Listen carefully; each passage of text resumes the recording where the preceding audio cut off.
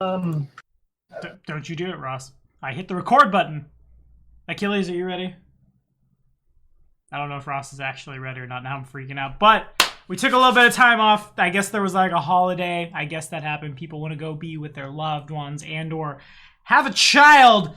But the time has come back for more Spoopy Kingmaker. And real quick, before we go any farther, I know not a lot of people watch the actual plays here on the channel. And we kind of just, at this point in time, I'm mostly just uploading them because I can and to like, because we have fun with them and to promote myself as a game master. But for those of you who are watching, if I could please, and for those of you in the Discord who are listening to me, if I could get some noise / some comments in the comment section for our bard, old Tuxie, because Tuxie is officially, as of Valentine's Day, a mother. Woohoo! Thank you, my friends. And again, like I told you day of, Emmy, I am ridiculously happy for you. And if there's anything you ever need, you should probably like message me your address on that note for like birthdays and things of that nature. Chicago's not that far, damn it, but also move to Kansas City and bring your child. Haha, I slipped it in. We did it. It's time for more Spoopy Kingmaker. And I have so many words are hard. Ross and Jeff and Robin and Sven and Emmy and Shuey who will join us once Starbucks lets him go. Press the like button to burn Starbucks to the ground so I can have my dwarf back. Thank you guys for your support. It's in Viper, Kentucky. That one. Burn that Starbucks. Will any do? Because we do have Starbucks here too in Germany. I can burn all of those destroy all of them, smash the entire system, break out the guillotine, we'll drink the rich, give me a Vente rich. Tommy, you need to stop. You're going to get demonetized and my penis can only become so erect. Stop. Okay, so a lot of people missed. There's only 3 people that are giving me an in-character reflection. Everybody else gets the hero point. I'm gonna roll. I'm not gonna roll for it. We're just gonna go to Ross first. Old Vin, who some people in this chat pronounce Win, and I think it's. I'm not gonna say I think it's funny because it's not, but I think it's funny when Ross is like, it's pronounced Vin.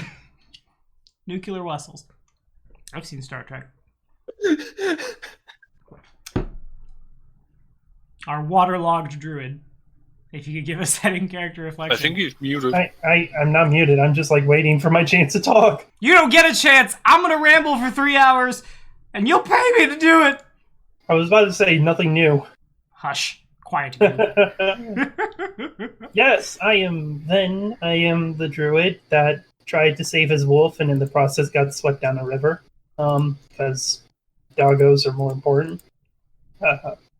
I think everyone can feel that, the good old-fashioned feeling of you don't really respond very hardly when a human dies in a horror movie, but the second a dog dies, all hell's getting loose. That's facts. In Iron Fang Invasion, I have a druid who named himself John Stick, and at first I thought it was just a stupid name.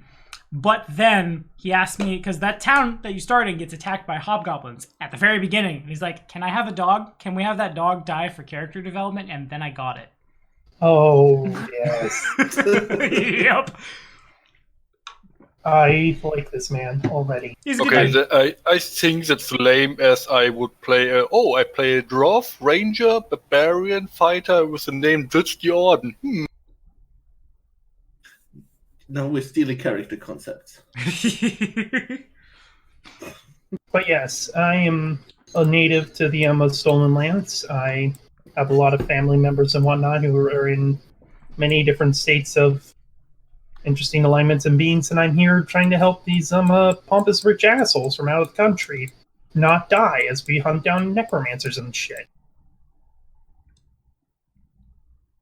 Don't hunt necromancers. The bad necromancers. I'm mostly focusing on one in particular, but either way, when I'm not just kind of being passive aggressively annoyed with everything they say and do because they've never lived out in the woods in their life, I just am normally spent chilling, relaxing with my good old wolf smiles, and I mean, they're growing on me the same way fungus tends to, or the same way that mold tends to grow inside of an open wound or something like that. But hey, they're growing. But yeah, Now, if you'll excuse me, I have to go continue declogging my lungs. Yeah, that's facts. Take the hero point. It dawns on me. We love you too, local boy. Yeah, local boy. We love you, poor. Man, there was a point in time where I wanted to be a little ambivalent about my views on the channel, but we're that bridge has burned. We love the poor masses because without the poor masses, we wouldn't be rich. That's facts. The Esoteric Order actually got a little blurb in Lost Omens, Gods and Magic, and I need to read that. And also, I guess while I have him, it has nothing to do with the game, but Ross, can you guess what Anathema to Kijong is? Because it was in that book. Kijong? Kijong, the Tarask's deity from the first game we played. His anathema is do lethal damage. Yeah. Ouch. That's Huh. the roughest one in that whole book, basically. But we're rambling. It's my favorite thing to do is just talk for 3 hours. Too much caffeine. Elric! Speaking of Elric, the package arrived today. And I guess I'll grab my webcam because I'm pretty happy with it. Oh, bam! All of Team Juniper from Ruby. You can't see that. Boop. Yeah. Stoked. And I appreciate the help, Robin. I don't know why the UK store for... Don't know why Rooster Teeth's UK store won't ship to the States, but... That's kind of strange. You would assume that at least the UK should be shipping to America, right? Something, Brexit, something, I don't know. Yeah, maybe. Anyway, you have the floor, friend. Starting to do this before they even got finished with Brexit, though? It was in, like, November. It was the end of January. Oh, yeah, so, yeah, no, Brexit didn't go through till, like, January. Damn. So that's that one out of the way. Indeed. I mean, you can still blame it on it. I mean, that's basically how it works. Realistically, I probably will. Anyway, Elric von Armar, who are you? What are you? How you feeling? In character reflection for that hero point. All right. Well, I'm Elric von Almar. I'm currently a level 2 human, level 1 wizard of the Foresight School, and level 1 Grimoire Keeper. Yeah. What happened last time? That's 2 weeks ago. 2 weeks ago, a bunch of people got arrested, including Tuxie. You guys went exploring. Yeah, exactly. We have Emmy starts losing her mind. Just what? Yeah, we had that bar fight, which at the end went better than expected. I mean, aside from my rich noble friend here, well, not so rich noble friend, I guess.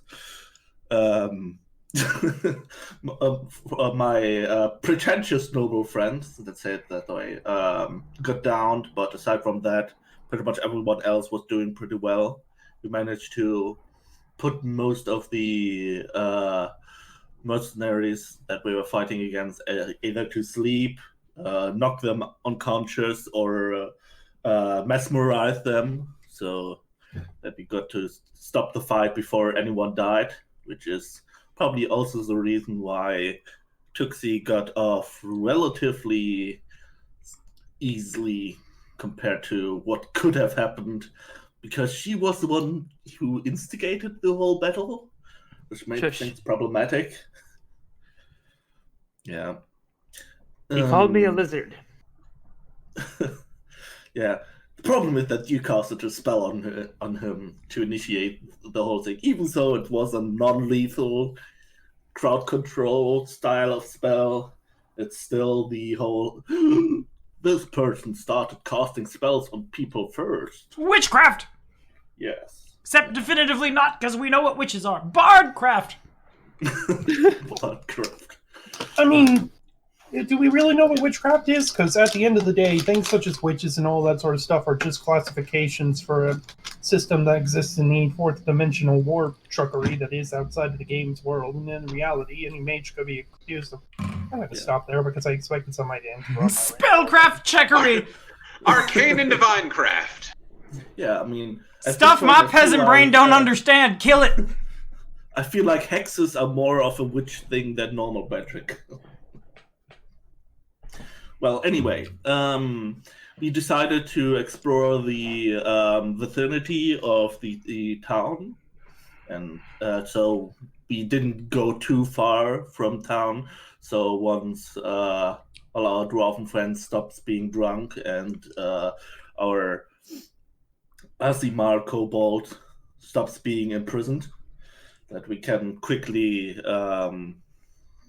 join together once again. And in the end, we stumbled across the tracks of some tatzelworms. And after asking our druid about them and how they might be problematic to the village around, we decided to hunt them. And Hunt them for clarity's sake, because I know I heard that wrong, and I know there's going to be other people that heard that wrong. What? I definitely heard hunt. I heard hump, and I was like, what? I mean, I'm not... Certainly hunt, not hump. Draconic sorcerer, go! Yeah. Ross, what do you want to do with them? That's your thing. I think the only thing humping that was going on was the tatzelworm and your poor doggo smiles. Okay, that's... But I mean, I guess that was more like strangulating to death. That was really close, by the way. It was not far. Yeah. Well, can you remind me at how many negative hit points was Smiles at the end? 11. Was it minus 11? Damn. It was really minus -11. close to death. Yeah. I don't think could have been much closer before we would have lost Smiles. But yeah, at the end we could barely pull through. And if Smiles dies, we all have to be really, really mopey for just every session. Just no more Smiles! Yeah, roll initiative, I guess. Sure. If we must. Anyway, good enough. Hero point is yours. And Trazen the Infinite. Actually, I have a thing for Trazen the Infinite that I need to grab from my artist really quickly. I don't know if it's done yet, but he started it. Oh, okay. It's still kind of messing with it. Go ahead and tell us who you are and what you are and how you're feeling about life and events and other descriptive words as well. While I grab this art real quick.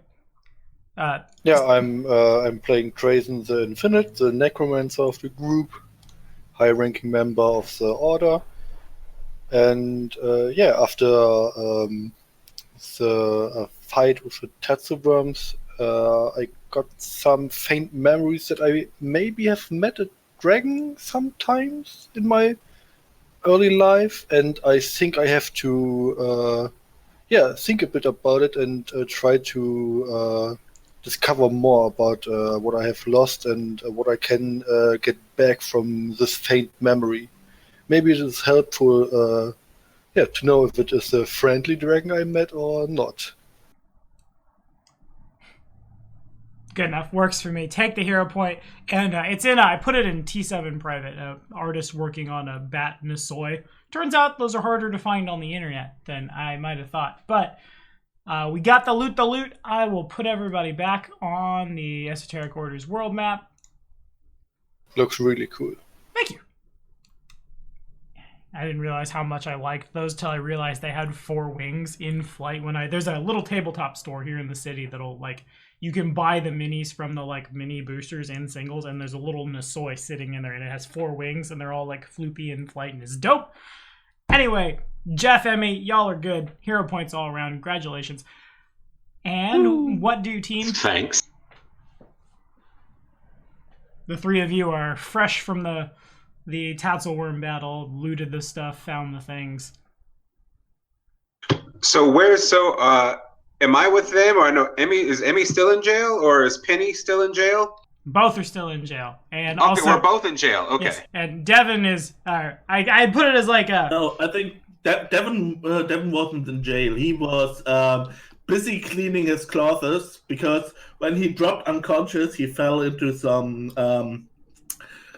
Someone threw up on the ground. Yeah, he fell into it, and he has spent the whole day busy cleaning his clothes of that. The only thing So worse he than was smelling unable like poor people is smelling like drunk poor people. This is horrible. Yeah, so we were busy with that. Our Dwarven friend was busy being drunk. Tuxie is in jail. It's been a wild time here at Kingmaker but Spoopy. But I guess real quick, the three of you who aren't in Timberfall, is there anything other than return to Timberfall that you would like to do?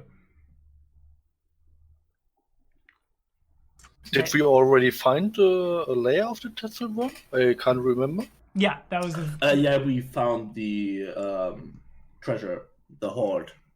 such as it was.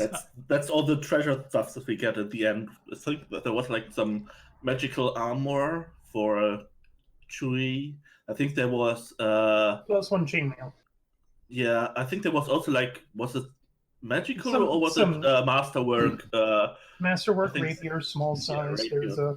It's all in the loot thing. Yep, Um, small masterwork rapier, 38 gold, 520 silver, a pewter drinking stein worth about 12 gold, a silver ring worth about 35 gold, a jade carving worth about 85, and a scroll tube. I think I will take the Masterwork Rapier on to me. Okay. Aw, as, I wanted. as it is No, sized for a everything small... would- Well, it's small I'm not size, here, by so- the way. Well, it's small sized, so I Oh, guess that it deals less damage. And might literally be for someone else in the party! Yeah. It was a joke. No, I don't have anything to do Okay. here. Well, one thing that I wanted to remind myself of was that I want to check the insides of the scroll tube. Alrighty, you pop the thing open, and out falls not a scroll. No, excuse me, but a map. Fudge, yeah, maps are great. It has a couple of... It turns out I needed to open the PDF. Come on, PDF. Be a good PDF. Who's a good PDF? Load so I can give people this stuff. Blam. Okay, so it looks like... did I move you guys to the world map? I did. Okay. The map is really crude, but has a, like, from here to here, whoop, whoop, whoop, whoop, whoop, to here, this triangle here, as well as, we'll say, yeah, probably about like here to here and here. There are some markings indicating like faster routes of travel, places you can go that there are no monster dens. There's no like go here, find loot. Hell yeah. But the map should make travel through those areas a little quicker. Like, Alright. Vin can go take a look at it, and like it doesn't take Vin long before Vin realizes that like you'd cut your time in half going home. That's pretty good. I was hoping that we could maybe find some marked down ruins, especially for our Dwarven friend who was looking for Dwarven ruins all this time. None of the above. Well, fast traveling is also pretty good. Indeed. Nothing else really bad happens to you guys between here and there. Whoop, boop, boop. Okay. So takes you guys about half the time, and by that logic, it probably is like the end of the day. Had you left first thing in the morning, head over here, and then come back as you guys arrive back in Timberfall. By the way, does that hex now count as explored? Yes, Or I how will. does it work? It does. I will go ahead and henceforth, what's a good color for this? Let's say this magenta here. Shwabam, boom. Anything on magenta on the board, whether or not an exit or dots or something like that, indicates that you've explored the hex. There's no more searching you need to do there. I will also do a little green line. It's not the best in the world, but there is a crossing there. Nice. All right. Well, I guess we're heading back to Timberfall. For one thing, to get our missing party members, and the other thing was that we killed those Tetzel worms, which were apparently a nuisance for the village. Well, probably more than a nuisance if they actually killed a couple of people. Mm-hmm. Yeah. More Hey, like maybe local boogeymen. Yeah, maybe we can get additional rewards. Greedy. PC logic. Well, yep, y'all come back. Devin, you have come back to yourself, and Tuxie, you have been like you're in jail for rabble rousing was kind of just like that's what happened on paper. And like the other half is we'll let you go eventually with a stern fine, which Tremin and Tremin's lackeys have all paid, but you did not have to. But as far as the people in Timberfall are concerned, you did. You're welcome. Fair enough. What can he say except you're welcome? Penny, did you wind up saving me? I remember I fell unconscious, and then I think you like shoved something in my mouth, and then I remember not being almost dead. Oh my? I wasn't there, so. Oh, who gave me the potion? Yeah. I think I'm not sure if it was a potion or if it was a cure light wound spell. Someone must have botted me. Oh, Yeah. There was a Tommy magic was from Penny. bothering Yeah. her. Penny cast Cure Light Wounds on him. Yeah. Fair. Okay, never mind. I was going to thank you, but you're useless. Hey, I cured you. Yeah. That was the last thing she wanted to do, but combat ended at that point. I know. So I reminded Tommy that was the last thing that she wanted to do. So that was the first thing he did when he bothered her. Exactly. Because that was pretty much the reason why Trazen and Elric used their spells in that way, to get her out of combat so she can heal you without being stabbed by 5 people. Okay, thank you. You're now my lucky penny, and I never want to go anywhere without you. Aww. Aww. Yeah, you got to keep your favorite object safe. You do. Oh Ah! my God. Ha! Now you're like Lizard Folk, where you categorize people on their usefulness. I really like Lizard Folk and how they work. It's kind of weird. It's like people for them are important, and they categorize them on like, oh yeah, this guy is useful to me because he takes the damage for me. This guy is useful because it heals me. And then when people die, they instantly stop caring about them. It's like, this is my friend. A person dies. This is a lump of flesh. This is food. Yeah, it's like, as soon as someone dies, they instantly forget about them being friends. It's like such a fun racial way to see things. It's really interesting. Not useful anymore. I mean, sure they are. One last meal. But anyway, the floor is y'all's. What you do is up to you at this point. So we had a pretty good showing. The people really like you. Do you want to try to put on a morning show? I kind of want to go off and kill people who tried to kill me. So, people killing me is really at the top of my pissed off list. But I'm open to suggestions. Over breakfast? Yes, breakfast. Definitely breakfast. The squad returns, and Ragnar goes off to have his breakfast of far too much mead and then pass out until Chewie gets here, I guess. And y'all return, and the pair of them are down front eating a...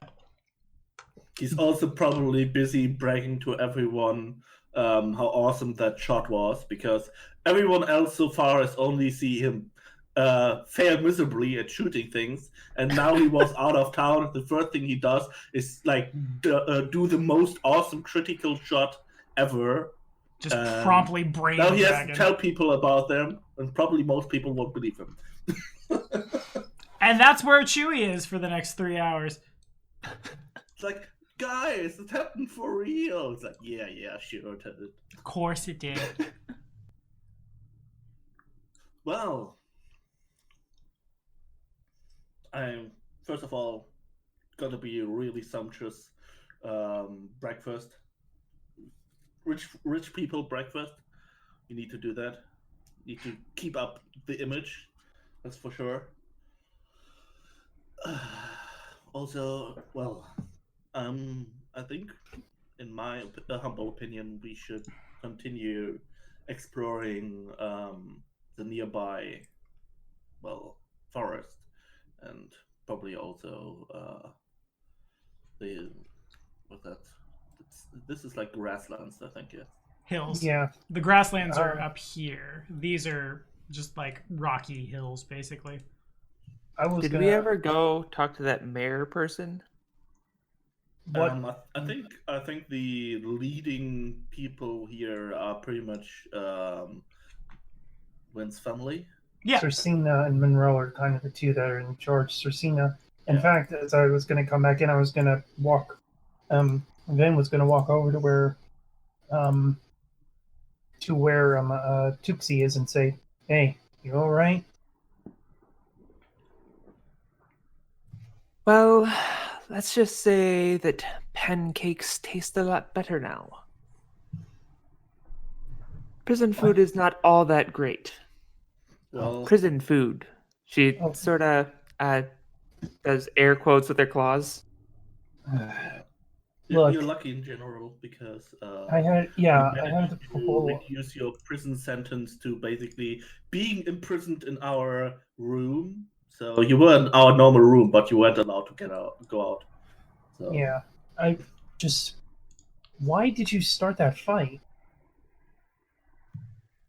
Because he was talking shit. Fuck him. He called me. You're both lucky I didn't. You're both lucky I saved your asses from Cersina. She knew she didn't like them any more than I did, but the last thing she wants to do is look like she's picking sides because one of her brothers is involved with the group. Y'all are lucky. I was able to get it turned in a way that didn't end up with you guys getting a crap ton of jail time. Thank you, local boy. What would we do without you? Break Only me if the I'm laws lost then, already. okay? Either way, just please don't do stuff like that. People know what magic is around here. I mean, they've seen me use it. They've seen Cersina use it. I think even Monroe knows a spell or two. But, like, they're still pretty quick to be like, oh my god, whenever you start casting stuff. Well, yeah, they started it, and if they were dead, we wouldn't have that problem. If they had not attacked me, they stabbed me in my favorite kidney. You have a You have a favorite kidney? Yeah. It's How pretentious are you? What's so special about it? It's slightly bigger, so it's weird. It's my big kidney. It may or may not be a deformity. The shaman didn't know really. We'd asked around about it. And yeah, it makes it very susceptible to being stabbed in the kidney. It's kind of a personal thing. It's my favorite, but I want to keep it safe. Alright, whatever. Look, Is it please more don't do effective? something like that again. I'll try my best not to be stabbed again. I wasn't talking about the stabbing, but, that also helped.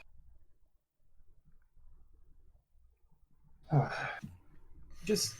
Tuxie is quiet for once in her life. Well, Devin, I can just recommend to you should learn the Windy Escape spell. It's really good at not being stabbed to death. Noted. So as we're all over here eating breakfast and such, do we want to go necromancer hunting now, or do we want to go kill people who interrupted our awesome show? We're not going to go hunt them down to kill them. And can you lower your damn... Are we speaking now in the public area? Please tell me we're not. Please don't tell me we're not. There's enough people moving through that, like... Yeah, I figured it's like we're all huddled around our own little breakfast table, and we're all like sitting in a circle together. Lower your voice, and I ain't gonna take you out there just so you can hunt down some sons of a gun and kill them.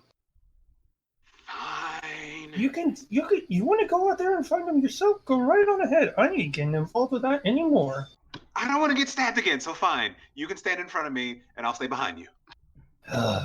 Maybe next time they can start the fight. Yeah. Hopefully, They To be technically fair- they started the fight. They tried. I've seen you like you say something really mean and it hurts people's feelings so mad that like their brain cries, and they were doing that to you. They totally started that fight. No, they didn't. Well, they did provoke us. When you remember back to our show, he was obviously trying to rile up the townspeople against us. So there was some truth to it, but Tuxi beat him so handily in that verbal conflict that it apparently, completely but I failed. also gave him what he wanted. Well- I guess that's true. Yeah? Okay, so we're going back on a necromancer hunt, or what do you want to do? Like I said, I think the best thing for us for now to do is to explore the surrounding area. We don't have any concrete clues where the necromancers are, so I think we should start to slowly explore the area Didn't we around have us. To... Didn't we have a clue of that the people, because the assholes were being paid to kill the things that Yeah. eat zombies, right? Yeah. So we need to figure out They who's don't paying eat them to get rid of zombies. zombie eaters or undead thingamajiggies, flesh-eating things. The corpses. Corpses, yes. They're Well, literally the- called corpse eaters. The problem Okay, is local boy. that Oh my god, call me local boy one more time. I swear to God. Would you rather call me a flesh eater or corpse eater or whatever? My name is Vin. Other. Yes, earth, wind, and fire. we need. Oh, Oh my, how witty. Congratulations. It's not like as though I don't know what the. Just. Oh, I cannot stand you. And Vin's just Then gonna please get have up and some walk fun. away. No, wait, Vin, I'm sorry. We need you to make sure that I don't die. Please have a seat. I'm sorry. Okay, sit down. Well, anyway, while you're right, I think to investigate that we would need to travel to at least the closest town, if that's even the one where we would find out this information, and that's damn far away. Good point. I mean, once again, we're left in the area where Oleg's is the closest sort of like thing to a major road. Timberfall here is like the only other major town aside from the Cisalia settlement, but that's on the other side of the river and even further south. And it's getting a little bit closer to the Normal Marshes.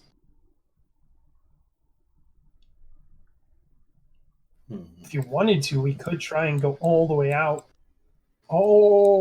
past Lake Hooktongue to the other side to try and see if some of the orc tribes out there know what's going on. But that's a long walk.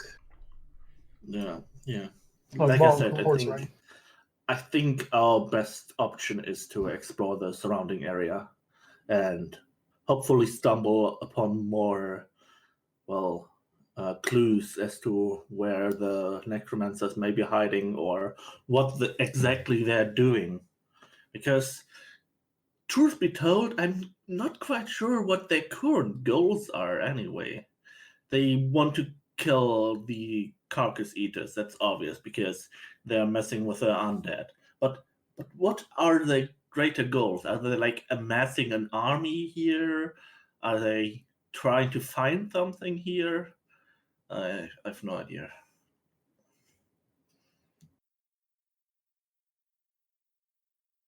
I really do think it's. Sorry. I really do think it is just kind of a matter of. I'm not. Something about them really rubbed me the wrong way, and I don't know if I'm jumping at ghosts to assume that they're part of the. If they might have been hired to spy on us, because they took a lot of interest in this group.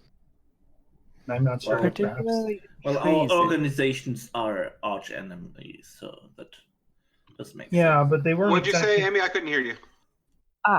They particularly took an interest in treason. Do you have any idea why, buddy? If Tuxi says Trazen's name a little too loud, a couple people probably look around. Just, oh, he's here! That kind of thing. It's like saying Gandalf a little too loud. Gandalf? What I know about treason? Gandalf with necromancy? He is behind a knowledge, arcana, or history check. So the druid Never did probably get- not. Never did get much of history. So yeah, 5 no. No clue. Sorry. You know what a Duskwalker is, and you know that Trazen has had a life before his current life, and he's been essentially reincarnated by Pharasma to get a second chance, usually to fulfill some kind of purpose directly for the goddess. All I know is that whatever it is, it's probably something way above my pay grade and over my head. And Elric, you, by virtue of your family being in the Order for a long time and like your own arcane study, you know basically whatever Sven wants to invent about his character's past life. Yes. It's probably a little like what's a good analogy for this? Like His real name is Bruce Banner, and he's rich. yeah, there you go. He's actually just playing the Hulk.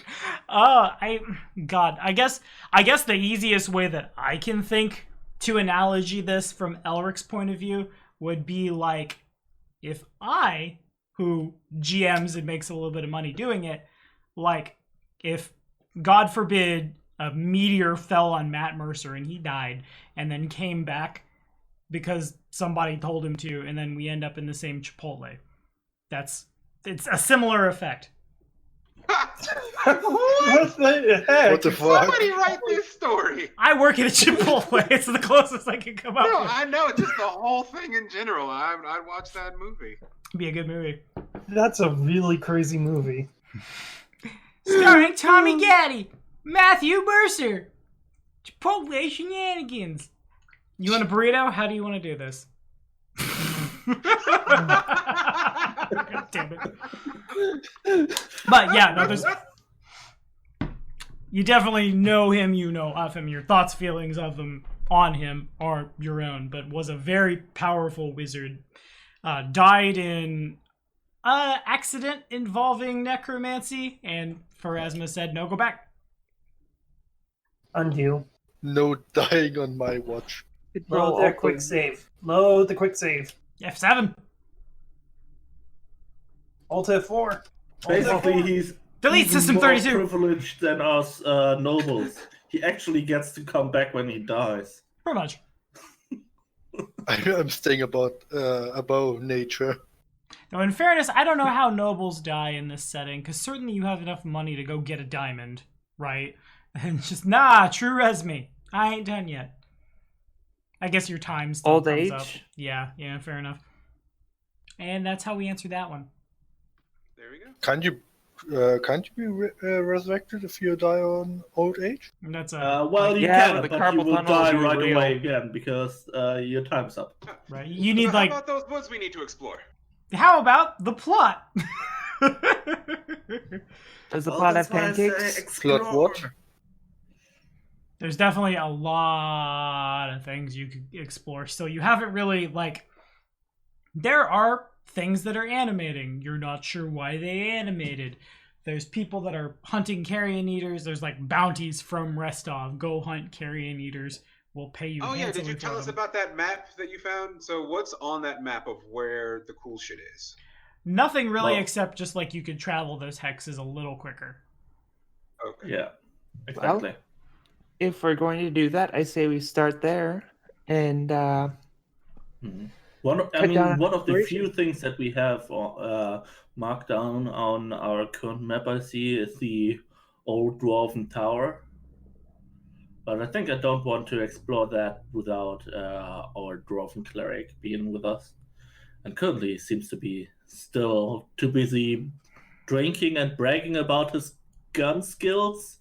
I shout over to him where he's probably standing at the bar bragging about how great of a shot he is. Thoughts and prayers. Throws down another. So we've got the possible investigation into the people sending off the corpse eaters. So that's one way we could go. Any other ideas? If we're not going to do the dwarf ruin thing without our dwarf friend. just exploring hexes. We got one here, one here, one here, one here that are all in fast travel range. Okay. Yeah. Well, and probably also all those up there, but I think we should Yeah. explore the ones closest to us first. First, we should know what's around Timberfall, because Timberfall has somewhat become our, base of operations for now.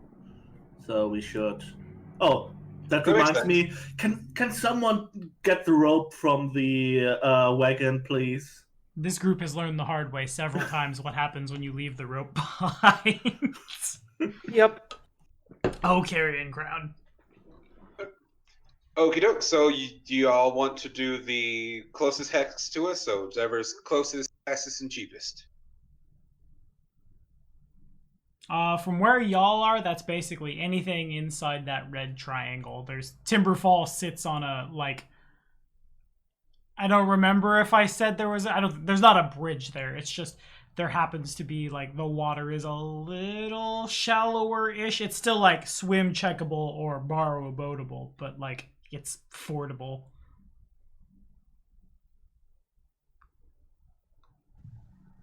Y'all's call, though. Yeah. Well, I think we should probably explore the other two squares, which are like right next to Timberfall first. Okay. Yep. Works for me. So let me real quick make sure. Bam! Boom! Secret GM rolls for random encounters. Oh yeah, all the time. No, what I was just checking to see. I'm gonna regret this really hard. But actually, no, I'm not. I'm just gonna leave it as it is. Ross, you have control of your token on the board, which means you're behind the wheel of this crazy vehicle. It's our call you Chevy Chase. So is anyone going to share the small rapier with Tuxie? Small. I'd probably pass it over and My be mouth like, doesn't want to do hey, so, this seems like it'd be mildly important to you. I'll just kind of like hand her the rapier. Something to stab things with better. Oh my, it's quite marvelous. Oh, just look at this. That's Thank you so much for your gift. Mm-hmm. That's really cute. You can like dig the mud out of my boots. That's gonna be really useful. Just runs right through How the tread. hard are you Or a reaching kidney. for these insults at this point, my friend? It's like, at first I was actually kind of impressed, but lately you've been digging really deep for these insults. It's not insulting. Penny and I have a very understanding friendship. Penny knows how much I value Penny. Without Penny, what would I have? Someone there not to clean my boots. So it's horrible. Yes, we need Penny. Penny's you're important because you kill things and make sure I don't get killed. But Penny is second most important after you're all, under me, of course. But it's a pretty little toothpick she has. It'll help me keep your kidney from getting poked again. Aww. That way I don't have to fix I it mean, up. we've already lost his second favorite kidney. Heaven forbid we lose his first favorite kidney. Tuxie, next time you're picking him up, just leaving just at the door where it's like really hurting him, but he's not he's not dying, so he's just getting down from his high horse for a bit. Just leaving suffering him a bit. Just make sure he doesn't die.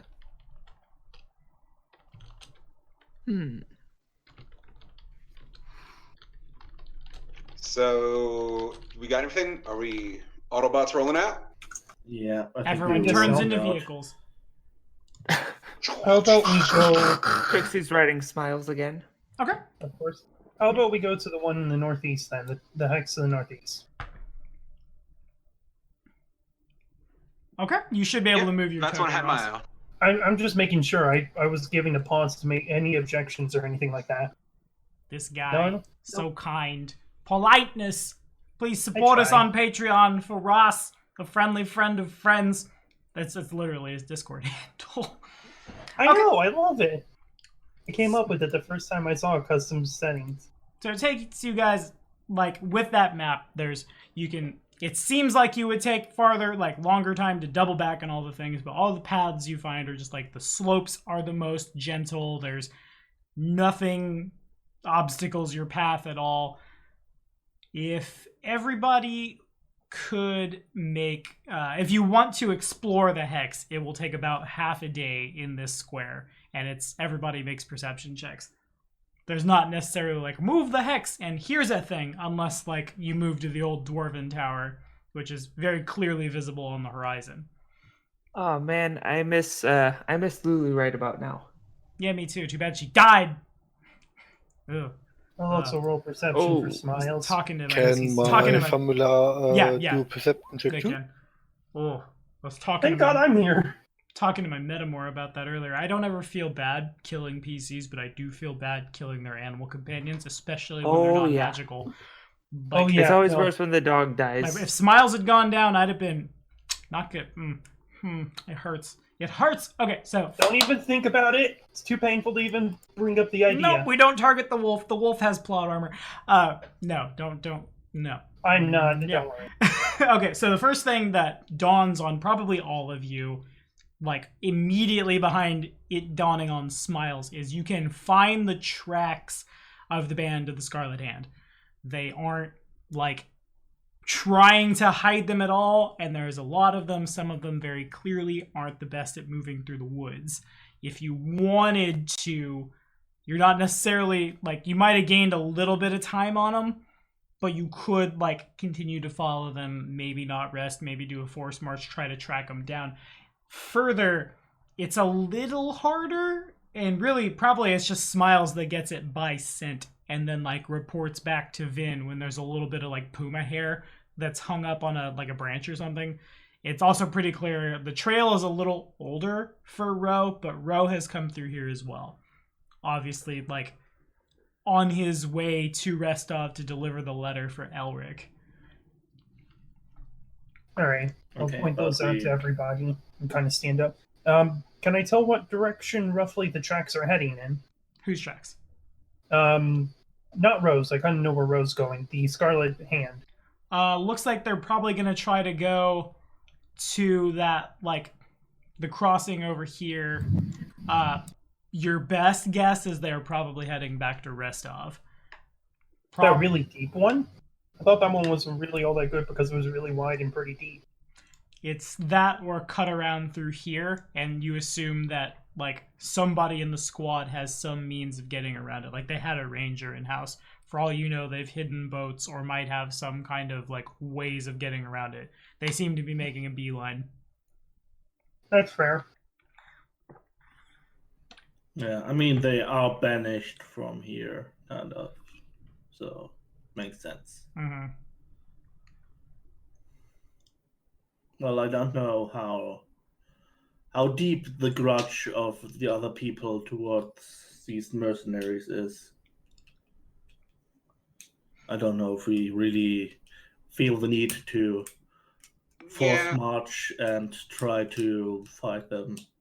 I've already been stabbed once by them. Like, as much as I would love to kill them, like, we don't have them set up for a trap. We were like, oh, we can ambush them and kill them in their sleep. Totally be fine with that. But running extra fast and then fighting them fair, no, let's check somewhere else. Okay. Not worth it. So y'all look around. You don't really find anything else of, like, note as you go looking around here. Like, Vin is able to find food for everybody. If you wanted to find, like, a certain kind of animal, you could do that. But there's no signs of really anything other than the people who left before you. And if there's nothing else, 24 hours have... Well, not 24. Yeah, essentially 24. A day has passed. You stop and rest for the night. Where next? I mean, the only thing is probably that when there's time, Eric will probably check out the plans and see if there's anything useful, because he is an alchemist after all, and useful plants are always good to pick up. Am I able to find anything? Quick to the SRD. What could be found? Yeah, you probably find... I'll roll a D10 for it. I'll say about 50 gold in alchemical reagents, basically towards like if you have brew potion or can make any kind of potion-y things. Nothing that's like, eat this, feel immediately better, but like enough like potent roots and herbs and things that given time and effort and the know how to do so, you could whip potions up out of them. Yeah, I'd probably just bring them back into camp and be like, hey, can you do some of these? I know that they're good for herbal remedies and things like that. Kind of like put down the roots and berries and whatnot by him. Ah, perfect. Thank you very much. I can use them to create some alchemical mixtures. I will have to consult my books to see what I can actually make with them. Can you make... What all can you make, man? Well, there's a lot of different things. One of the things that I could make is the antidote. Something like similar to what Oleg gave us after he poisoned us, for example. I guess that could be useful for us. You think you can make some like this? Finn will say, reaching into his, kind of like in his cloak and pulling out what seems to be a bit of bark with some druidic writing on it. I don't know exactly how you do it with your style of magic, but essentially, Lively, my master, inscribed some magic into this, and basically I could use it. It's a scroll of cure light wounds. I just styled from druids. I have something similar, but I don't think the plants would work for that. Would the plants be able to be used to create magic ink for scribe scroll? Not quite, no. Certainly plants like that exist, but Vin didn't come up with any. I found them more for potions. Yeah. Okay. Well, if you can do it, then it's something to keep in mind for another time. I say, just kind of like putting it away. Indeed.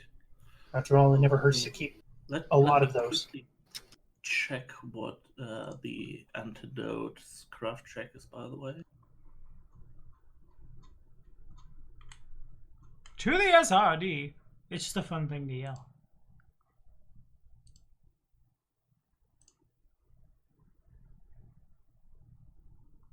Okay. Well, as we're looking for DCs and things, where's the next hex?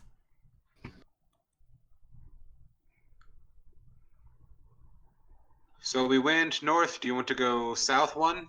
From not Lumberton, that's in North Carolina. Lumberfall? Timberfall, what the fuck? You mean this one? Yes. Okay. We'll head that way and look around in there. Did you ever watch Nick Arcade back in the day? No idea. You are all small, young people. I'm about your age. I think you're like 2 or 3 years older than me. No, how old are you? 28. Yeah, I'm like 4 years older than you. So, yeah. See, that's only a couple years. Most of my TV was Cartoon Network. Yeah, so anyway, there's a Nick Arcade thing. It made a little sound when you moved across the hex. I thought of it. Moving on. Oh, fair enough. Got it. Okay, so y'all move in. Nothing immediately jumps out and tries to murder you to death. If you can make a perception check. Here we go. Smiles, no! Treason, yes! Treason the infinite! No.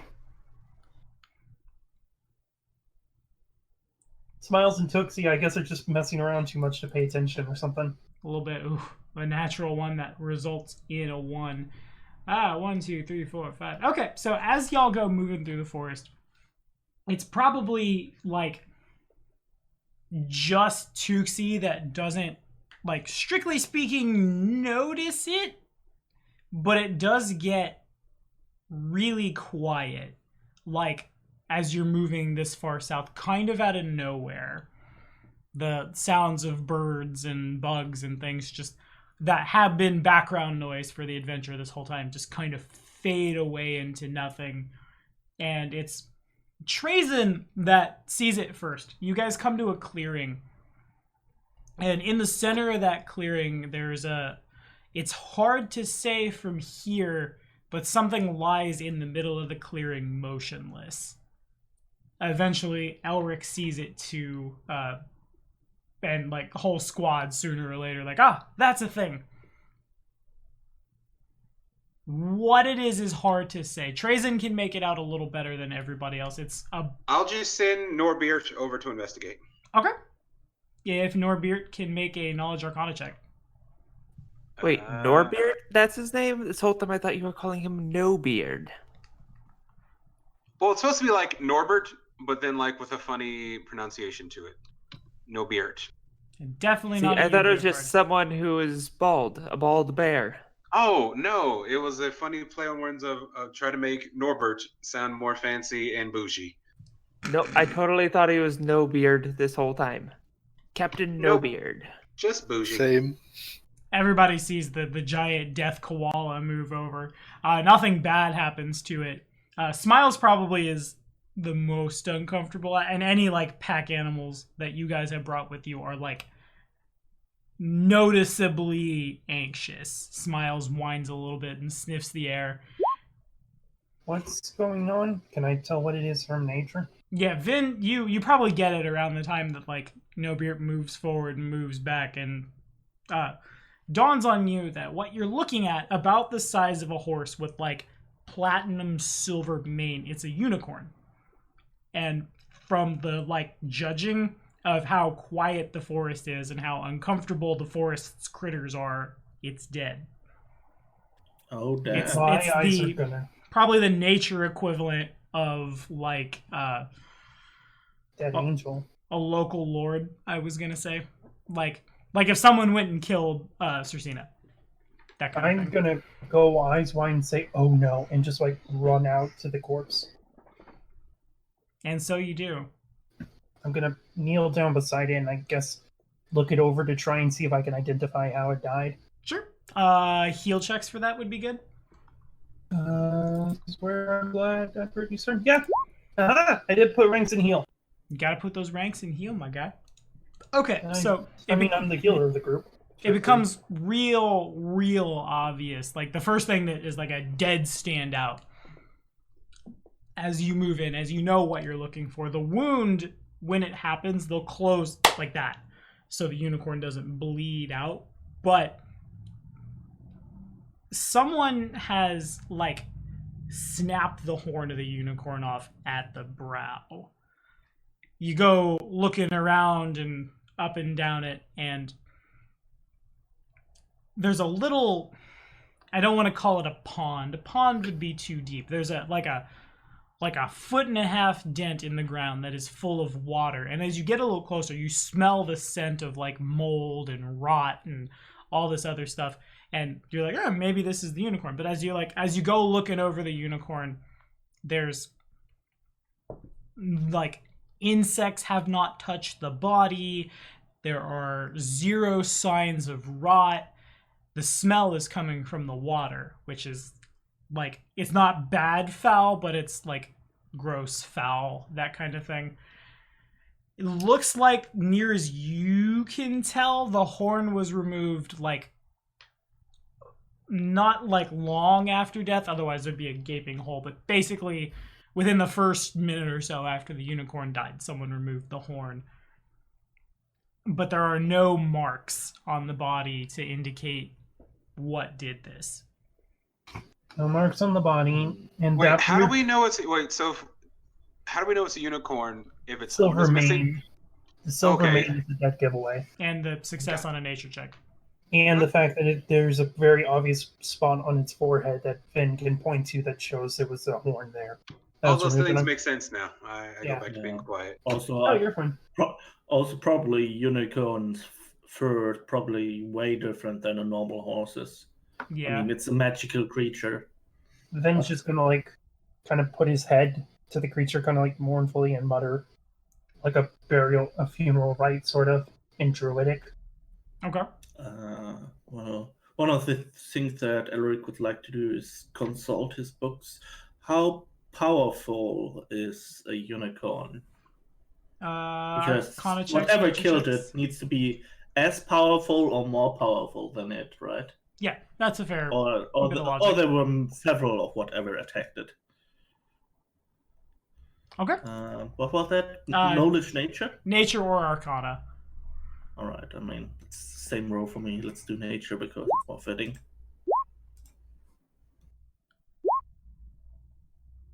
Nope, I don't know much about them. So, Trazen, recalling a little bit of knowledge from your past studies, a unicorn is they are powerful, but there are certainly stronger things in the multiverse. Like in a hypothetical alternate universe where everyone rolled up necromancers, where the 5 of you wanted to go out and go unicorn hunting, that means an entirely different thing in the circles that I run in. And I just realized I ran into that, and Jeff and I are laughing our heads off right now.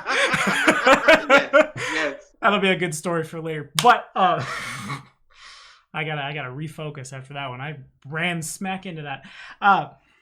Y'all could probably take one. There might be some casualties or bad wounds all around. A unicorn's strength comes from the fact that it can heal itself. It can, as long as it is within whatever it calls its territory, and based on the way the forest is behaving around it, that probably means the entire forest. It can bounce around. Usually does. It's probably why Vin and the rest of the Jimerson clan have never seen a unicorn out here. Is they don't want to be seen. If they hear you coming, they'll just greater teleport to a different part of their territory.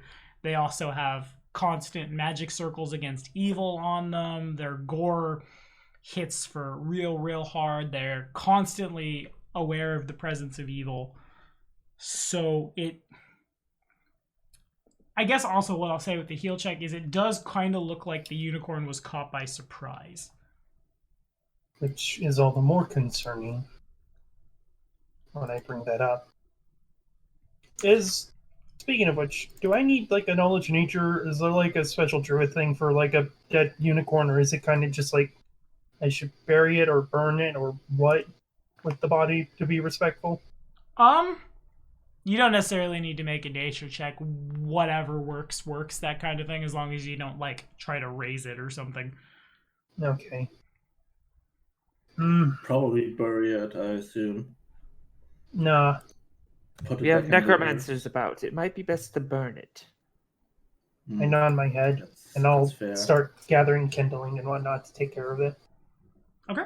While he's busy with that, Elric would like to take a closer look at that pool of water that has this weird rotten smell. Can I figure anything out about that? Do I find anything in my notes about creatures? What that might be? Can I roll a religion check or whatever? Probably nature. Nature, all right. I would like to take a bit of the fur of the unicorn and stash it away. I was thinking about that too, but I didn't want to be disrespectful. It's dead. And with the Arcana checks that have gone down, a unicorn's hair is not magical. The horn is the entire magical focus. With the horn gone, it might as well just be the body of another magical beast. As far as the nature check goes, the water smells bad because it is stagnant. It's been sitting for a while, which is a kind of a double what the hell, given that there's nothing bad has happened to you. There aren't sturges afoot or anything like that, but this definitely would be a spawning ground for mosquitoes and other kinds of biting insects or frogs and things like that. Okay, so the rotting smell, so just because the water is stale. I was afraid this was some pollution from an undead or something. I mean, that would be kind of something that I wouldn't put past those bastards from the Whispering Way. Makes sense. Mean, the unicorn would probably be a direct opponent for them, because if they spawn undeads inside the forest, then that's probably something that unicorn as a lord of the forest would be against. Yeah, they usually you only see a unicorn if someone were to get lost in the woods and be of pure and noble heart, a unicorn might appear and help them out, or like to defend their home against evil. Yeah. All right. Well, there are also no tracks nearby or anything. I mean, not that Eric is pretty good at reading tracks or anything. That's probably more our druid thing. But there's nothing obvious, right? No, nothing No obvious. huge creature left big footprints or something that even a novice like me could find. No, not really. Vin, you go looking around. You don't find any humanoid tracks that are not your own. You do find the unicorn's tracks. They kind of appear out of nowhere, like just suddenly here are hoof prints, and they walk about 100 yards back to where the body just immediately drops. Yeah, I am going to make a point about that. Like, the part that concerns me the worst about all of this, the unicorns, they're not hunts. They can move freely through the forest at their own will. They can teleport. Yet this one was caught by surprise. Something powerful, or at the very least something that was able to hide its true intentions from the unicorn came through here. Can your whispering way do something like that? Hide their evilness or whatever? I mean, it might be possible. You saw that trapper zombie, right? You know, that time you fell down. You mean that thing? The zombies that came about because they got lost in the woods. There's no Yeah, I marks mean, on the body, though. Aside Like, yeah, I'm pretty much just saying there are some undeads which can pop out of nowhere and maybe attack. But I mean, it would need to be a way more powerful one than that. By the way, are there any signs of combat at all, or was it taken down in one hit? Looks like it just fell where it was walking through the forest and dropped dead. Goddamn. I wonder if it was injured somewhere else and tried to escape here. If it was, unicorns can heal themselves exceptionally fast. That's one of their major powers. That's why many super powerful healing potions and things of lore require a unicorn's horn, because they control life exceptionally well. There's a reason why I'm treating it with a very divine resonance about it, despite the fact I'm not much for worshipping things. I know how powerful of a creature this is, and if it's died here, then that does not bode well for the forest. Yeah, also from what Wynn said, it teleported here like 100 foot away and walked to here, and I think you didn't say anything about the tracks looking like it was running, right? Probably more like normal strolling speed, not something that you would do if you were just injured and trying to get away, right? If it were injured, then which I mean, then probably also not it stop would probably, teleporting. yeah. Also, probably we might be able to find like blood on the way where it was walking along. I don't know. That's the thing, you guys. This creature can heal itself so fast that even if a wound were to pierce its hide would heal back almost instantaneously. I mean, can I make a knowledge executioner check to figure out how Tuxie, if she were to be the one hunting the unicorn, how she would kill it? I'm a little confused where that knowledge check came from too. Huh? That's an interesting knowledge. Well, profession executioner. Oh, profession. Sure. Yeah, sure. Make it happen. Okay. Well, that's probably the first time that Tommy has to deal with a profession executioner. Yeah, it is. It really is. It's a first for everything. There's you think you know how to do your job, and then fucking Emmy. it's really, there are no marks on the body, and it seems to have just fallen where it lay. So that would imply that the creature was ambushed. It would also imply that whatever hit it was magic. Yeah, I was thinking about that. If it was taken down by, like, I don't know, claws or whatever, or if like a magic spell killed it. Because I mean, I didn't check out the body, so I couldn't tell it. But this kind of reeks of death magic or something, like something that can instantly kill something. Necromancy, maybe. I mean, negative energy spells can be very powerful. Yeah. That would Plus, be the there's most that likely weird stagnant conclusion. water. That seems to be just part of nature. There's just, Oh, it is there. Yeah, Elric can probably tell you about that because he was suspicious about that too, but he took a look at it and he's fairly sure that this is very natural. Because I mean, I think I rolled like a natural 19 on that, so it's like a 28 in nature.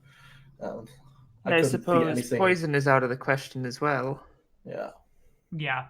Unicorn, if a unicorn got poisoned, would just promptly heal itself of the poison. Yeah.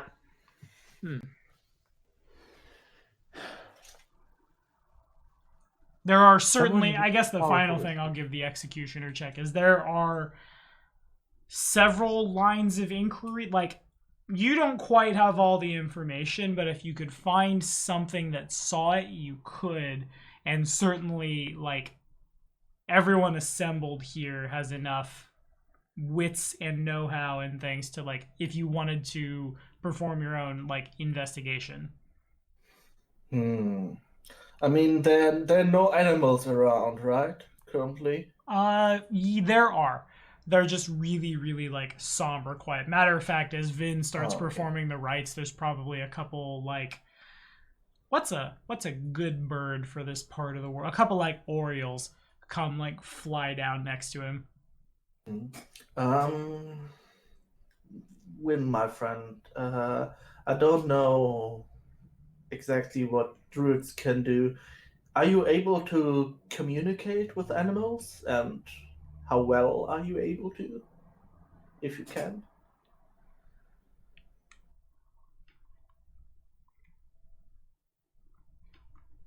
Vin, there he is. Unfortunately, I can, to a degree, speak to them. The problem is that, long story short, I don't, or yeah, I would have. No, I don't have like talk with animals prepared. But Well, I mean, I do have the a wild empathy to a degree, so it's like I can use. I don't have the spell necessary to speak with them as though they were a person, but nature and I are a bit more intertwined, so if I wanted to, I could try and speak to them. There is one way we could do this. If you can communicate well enough to figure out if one of these birds might have seen what happened, I can. Do you remember when we first met and I shared my memories with our dwarven friend? I could do that. I could, if you find a bird who saw this and try to calm it down so it allows me to cast my spell on it, it can share what it saw, its memories, with me. Then it is as if I had seen what happened. I'm not certain if any of them here would have seen something like that, but it's worth a try. Yeah, that's pretty much what I'm thinking. It's like worth a shot. I mean, I guess, can I use wild empathy to try and talk to them in a way to figure that out? You could use Maybe wild figure empathy in out- such a way as to make the bird, like, okay Calm with down. someone casting magic on it, and then Yeah. Elric could get the information and, like, piece it together. All right, so I'll use it's diplomacy, right? With wild, I mean, I have my abilities. Yeah. For you. Diplomacy, and you add a half your druid level. So add a yeah, that's for my one of my traits. That bonus. Add 1 to this. 25. Yeah, the Orioles are watching you perform the rites, and it moves it straight to super helpful. That's the one up from helpful, where it's even better if you like. I imagine it's just like I'm getting like putting some of the pyres in place, and then like it lands beside me with a stick, just like, and I take the stick and nod solemnly. Yeah, it just kind of looks at you. Yeah.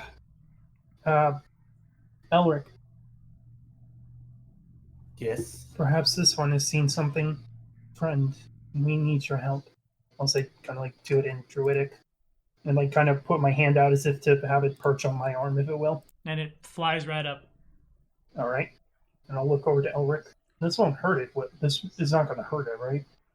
No, it's just it shares its memories with me in forms of pictures and feelings. Pretty much, I will see what it saw and I will feel what it felt at that moment when it saw it. So I might feel overwhelmed by its emotions at that moment. Thinks this is probably something traumatic for nature. So if I start crying or screaming or something, that's somewhat normal.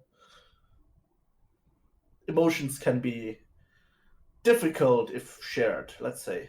Yeah, Elric is definitely smart enough, given the situation, to know that his mental state is about to go from 0 to 100. Yeah. Like, in the blink of an eye, basically. Yeah. All right, so I will use my Arcane Bond to cast... How was the spell called again? Let's see. It's on my list. Mind link? Share thought? Yes. It's Mind Link. I only know that because Zandu had that one. That's fair. Okay, so yeah, y'all watch Elric do this, and Elric is prepared for the emotional torrent that's going to hit him in the chest when this happens. Nevertheless, there's probably still a pretty physical reaction as this hits him. The bird kind of twitches a little bit as well, uncomfortably. Elric, it's hard to put it all together. You looking through the eyes of the brain of something with a much less developed brain than your own, the initial the sensations are just bad, wrong, no, bad, wrong. The view itself is the unicorn just kind of pops in out of nowhere, and when you think about that, when that part of the memory plays, it's happy, and the forest seems to light up a little bit, and flowers bloom a little brighter, rather. And then there's this the whole thing lights up green, and you don't see a who, but you do see a spellcraft check. All right, spellcraft check.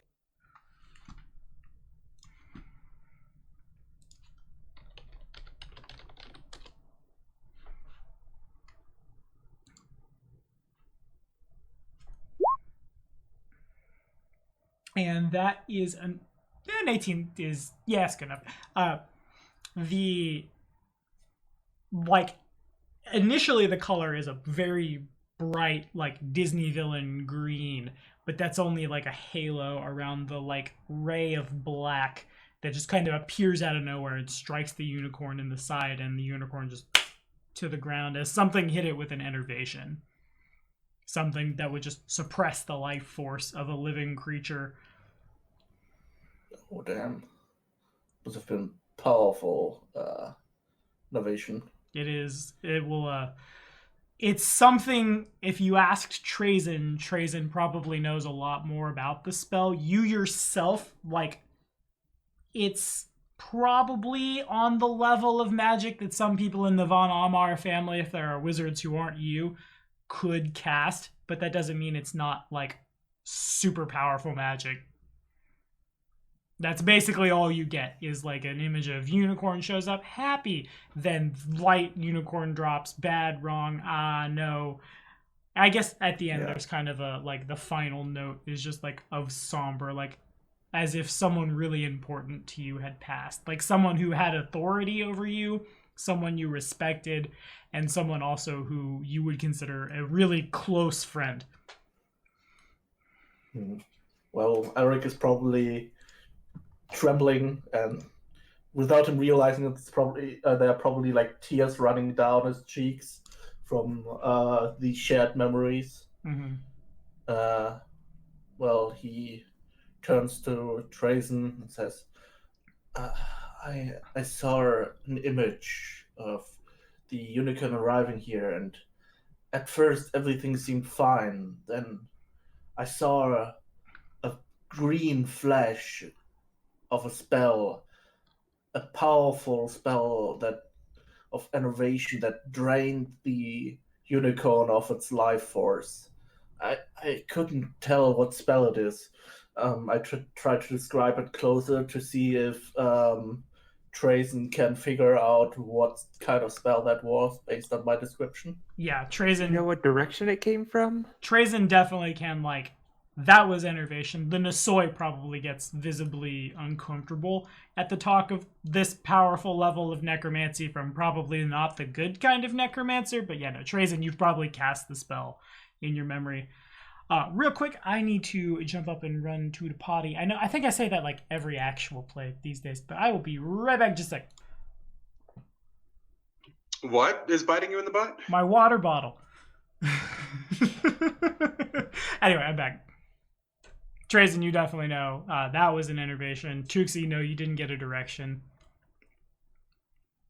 Okay, but can you describe what that spell does for someone who's not Trazen?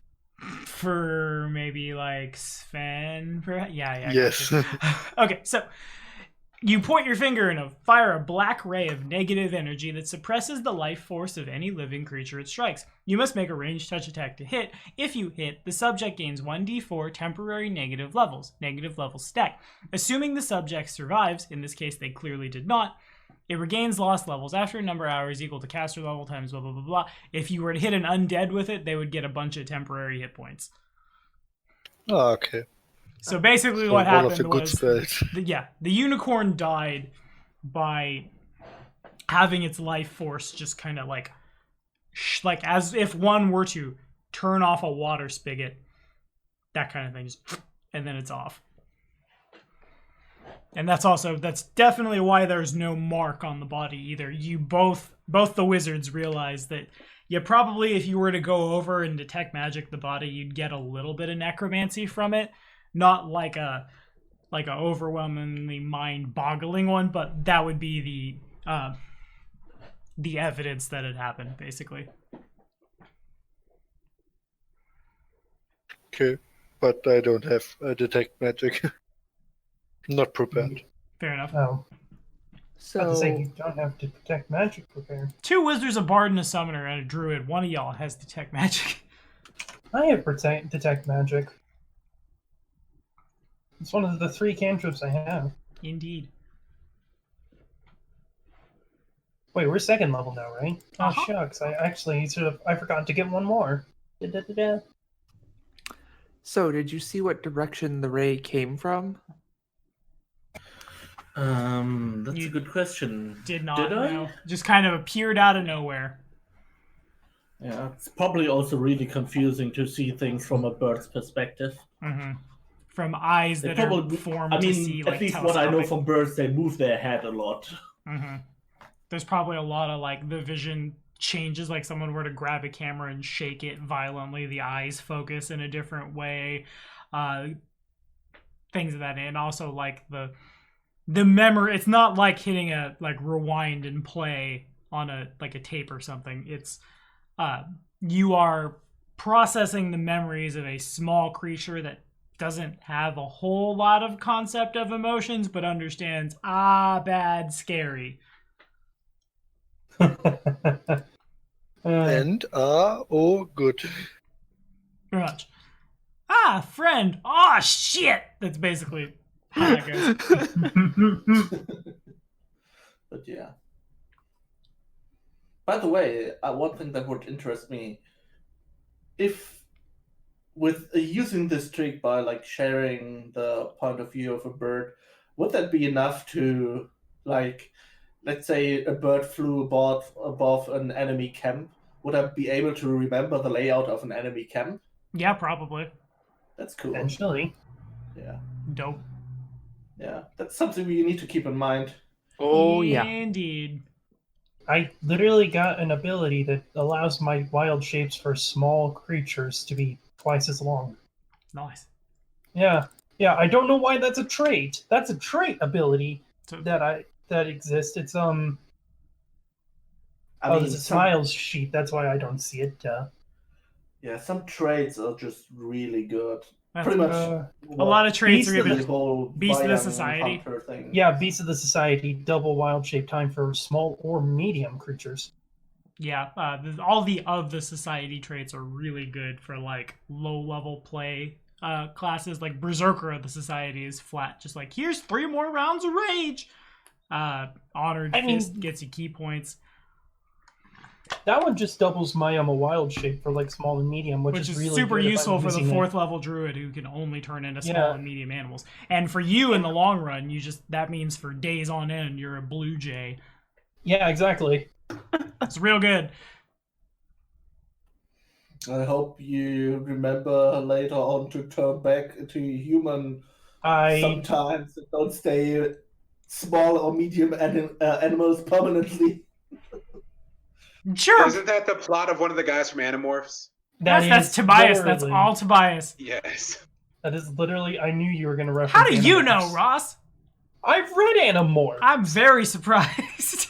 I understand. Jeff and I, that's the scholastics in us. We were throwing those at us, and it was book fair time. Hell yeah. remember I'm reading going the to book. flip the pages. It was dope. remember Yes, we specifically- can reminisce about that later. Continue. Okay, All I'm gonna fine. say is I remember the story with Tobias finally meeting his dad. That was one of the first times I ever read a story about bad parents.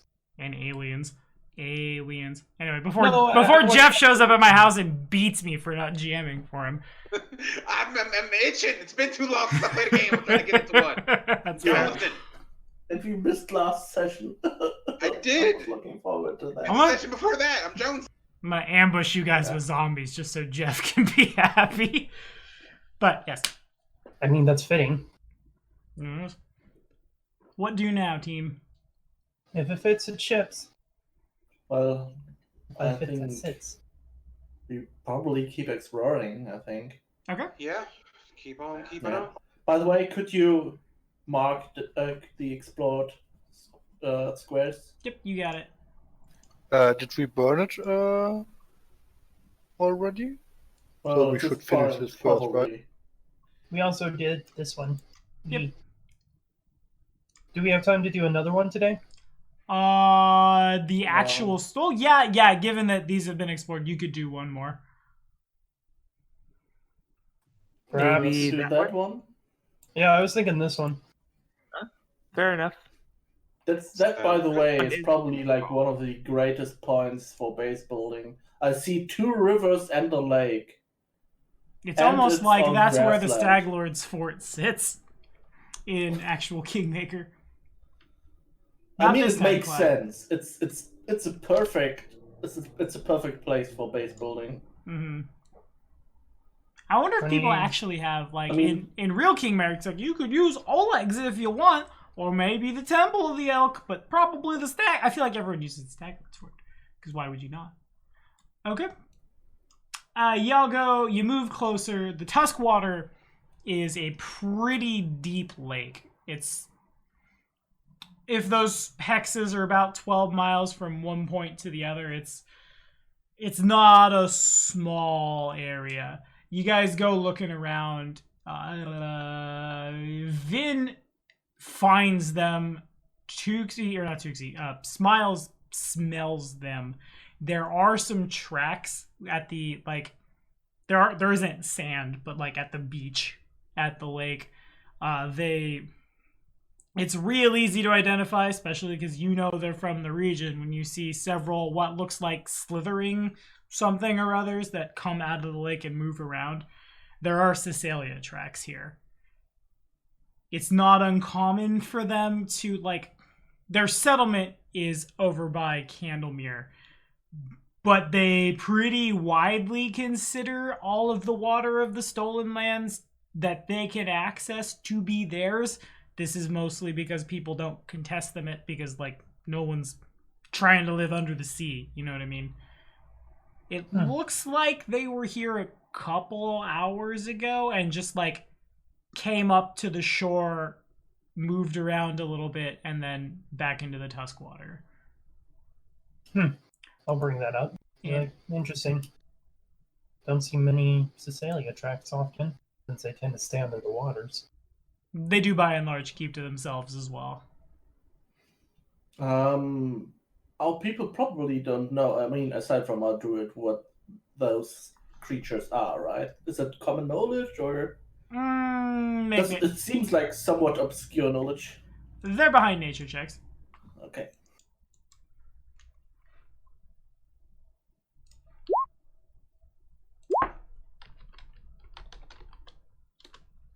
They're actually one of Too my much favorite thinking races. about dragons. A dragon! It's a dragon, you... And about beams of innovation, it's like, I used to be able to do that. That was me It once. was my favorite spell to drain people to death. So, a Caecilia they're like a subspecies of merfolk. They kind of fall in that same category. They are humanoid from the waist up, but an octopus from the waist down. Ooh. They're Ursula, right? Yeah, Ursula from They- the Little Mermaid. Poor unfortunate souls. They're about, like, on the same, like, social order and technological level as, like, the average, not, like, human dominated all of the land humanoid. They usually are found in the ocean, but in this part of the world there is a river variant that has evolved to live not in salt water. They usually only come to the shore to hunt. They much in the same way that they're the bottom half of an octopus will change colors the longer, if you were to take this settlement of Caecilia and move it to a different region of the planet where people have different hair color, different skin colors, different facial structures and things, over time the race would rapidly adapt to reflect their features. And it's been posited by scholars that this is an adaptive trait, much like an octopus can change color, that kind of thing. That's fascinating. Usually, for mechanical stuff, they have, in addition to arms, they have 8 sensory organs. And when they're in the water, they can extend them. And it almost makes like a net of, they reach out with 8 hands and feel around their body, so you can't really sneak up on them. There's, in a mechanical sense, as a swift action while swimming and while not being grappled or grappling, the Caecilia can spread its tentacles wide to form a sensory net around it. This grants blind sight to a range of 10 feet. So, real hard to sneak up on these guys, and much like everything from an octopus to something much more spoopy like a kraken, except they can only do it once per hour. They can shoot a little ink cloud out, which sometimes can give them a little push to move a little faster. Sometimes is just a defense mechanism for concealment or to blind things. Do they have racial bonuses and grapple checks? They should, but they don't. I'm not looking at their. I'm not looking at the blood of the sea. I'm looking at their entry in the bestiary. You would also know they're amphibious. A Caecilia can breathe water and breathe air just as easily. They could stay on the surface indefinitely. They're just much slower on the Yeah, I like, was just about to say it's probably way less comfortable on land, especially if your lower half is a squid. Squids Yeah. are not really meant to be able to move on land that fast. pretty much. They're probably, yeah.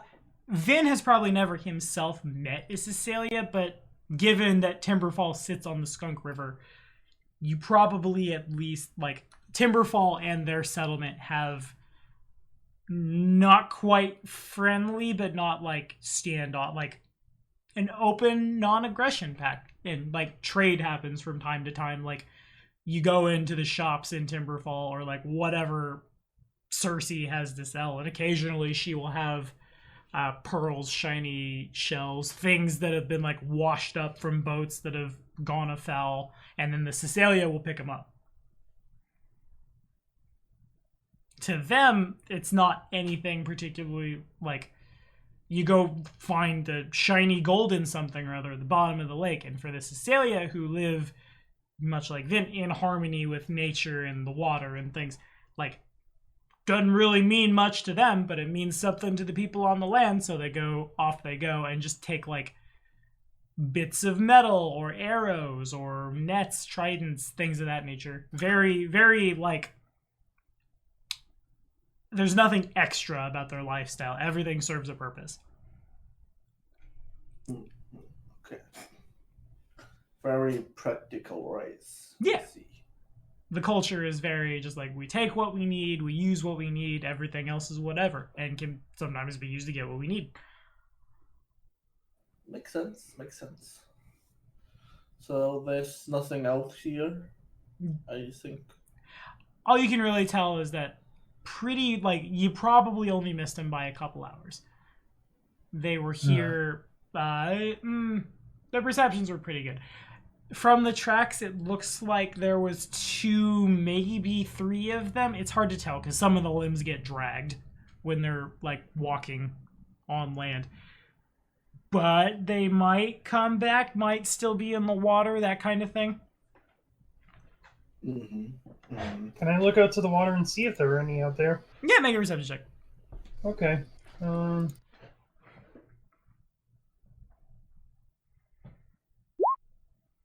23 from me, 24 from Smiles. Okay.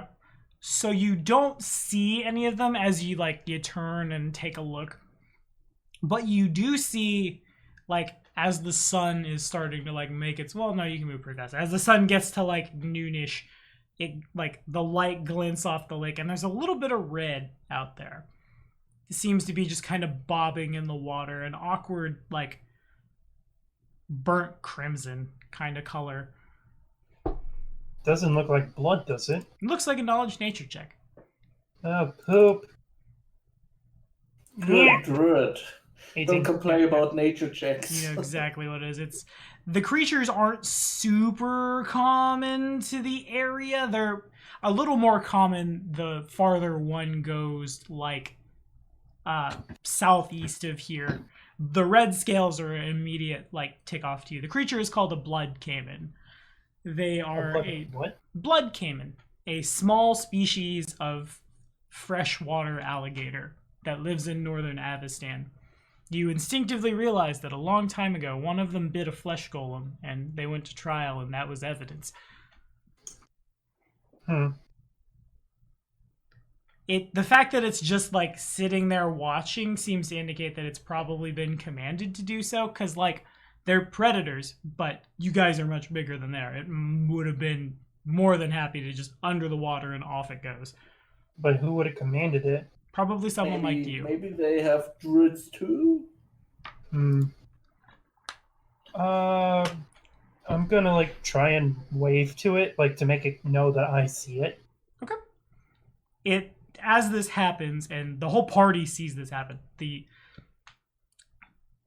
creature, it kind of does that back and forth swim of a real fast moving crocodile going for the prey. So it's off forward towards you, and as this happens, its form begins to change, and the snoot kind of gets pushed in, turns a little more human shaped. and by the time it makes it to you, bobbing in the water, the tentacles kind of pop up occasionally, but from the just waist up, a tan-skinned human with like Geralt of Rivia white hair about down to like its shoulders. Do you speak Aquan? No. Does anyone in the party speak Aquan? Let me check. I don't think so. Nope. Male or female? Male. No. Male. I mean, you said Geralt of Rivia, and I was like, I do If have he starts linguistics, speaking- if we can sort of like piece it together. Yeah, that works too. Well, Oh yeah. also the one spell that I've permanently prepared because I need to as a divination wizard is comprehend languages, so I can just cast that. Okay. Oh yeah, that's way better than my idea. A little bit. So shows up, it like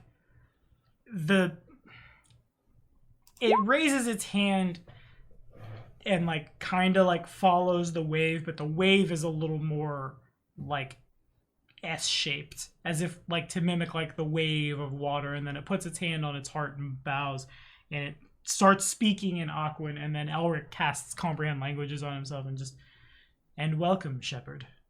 Who are your friends? I will translate for Win, I guess. I don't think that comprehend languages allows me actually to speak with him. I think I Only just understand him, but I can't speak his language. Right. But I guess I can help with. I can easily figure out if he's understanding what we are saying when we are trying to. With like gestures and stuff like that, if he understood what we meant. Yeah. I suppose linguistics would help with responding. Yeah, that's a good idea. Yeah. Let's use linguistics. I mean, I was thinking about, since it seems like this thing wild-shaped and whatnot, I was going to respond to an Andritic. Forgive me, I do not understand your tongue, friend. And forgive me, I should have known. It is fine. It's a pleasure to meet you. And you How as are well. you doing this evening? Could be better. I noticed your tracks up here on the beach end. It's not common for you or your kin to be up above the water. Is something the matter? Nothing that you need concern yourself with. Well, things have been rather concerning in the forest lately, and from one dweller to another, it is always best for us to work together. If something were bothering you, it will most certainly be bothering us. Diplomacy check. Okay. I wish Tuxie could help. I have plus 6. Pretty good. I have diplomacy as a class skill from a trait. I was prepared for stuff like this. Nice. Oh, what was that? Hello. It's a resident Chewy. And then Chewie. up shows Ragnar, drunk as all get out. That's just all I do. turned on Yes? I turned on my reflection. computer and it's decided to update, so give it a minute. It's at like 90%. Fair Okay, it's enough. done now. Well, glad you could join us, buddy. To small recap for Chewy, everyone's out of jail and happy. We found a dead unicorn. Looks like necromancy killed it. Vin is talking to a squid person. And that's what happened today. He's talking to Squidward? Squidward. Man, I can't get that image out of my head. But It's it's model Squidward where he's like Yeah. really good looking. Just ridiculously handsome Squidward from the top with the Geralt of Rivia hair. Vin says what he says, and the Cecilia nod is the wrong way to say it. More like bobs in the water once. You are not wrong.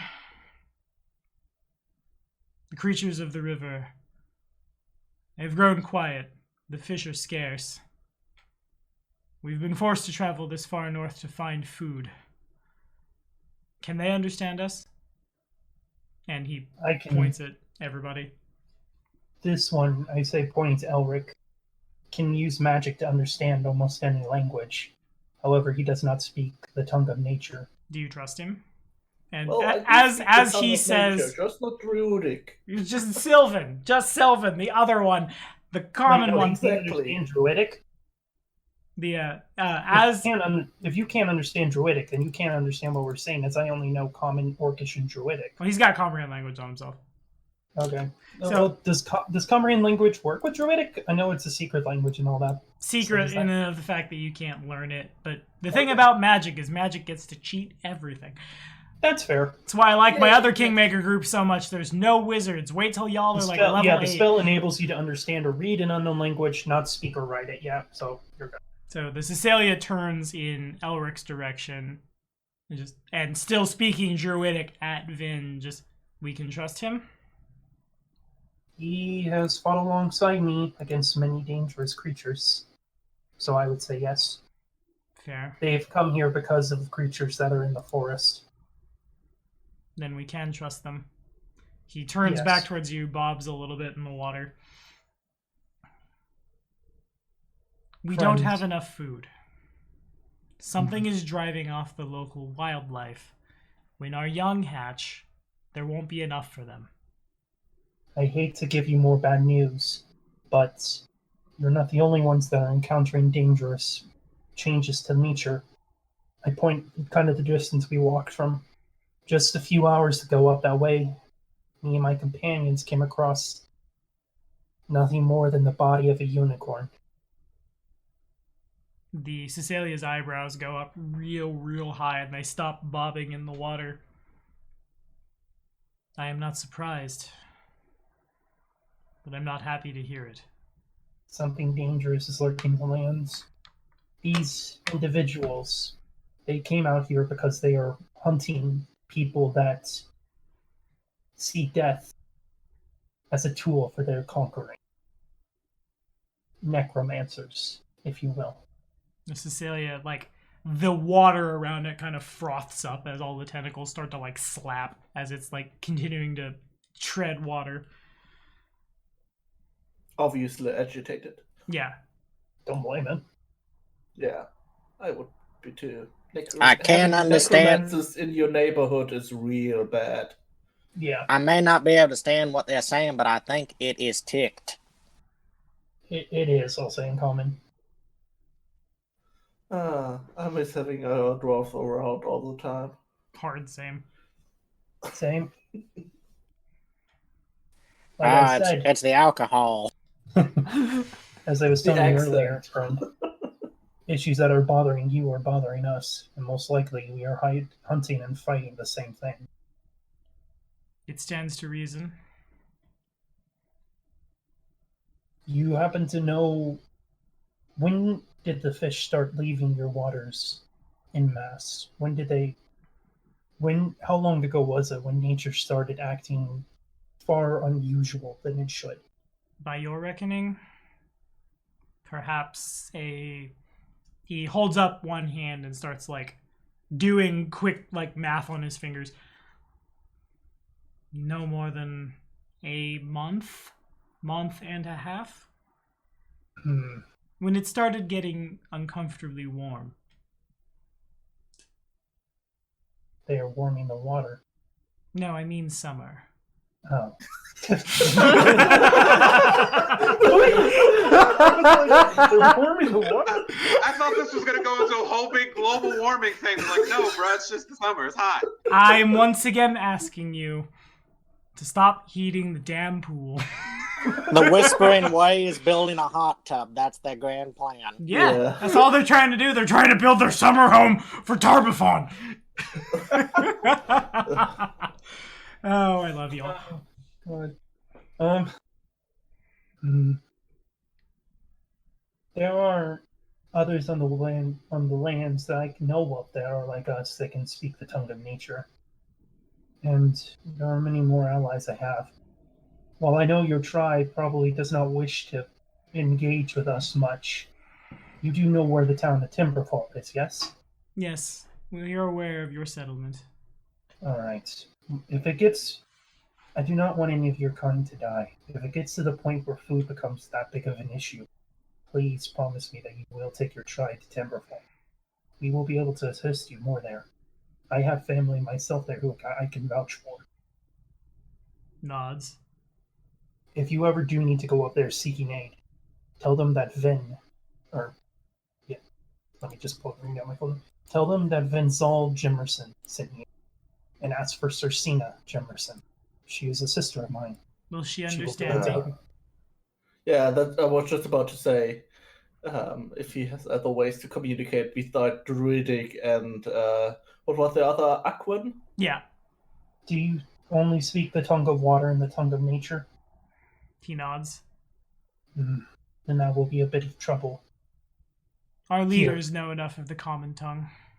Well, Assuming then- I can convince them to leave. That is fair.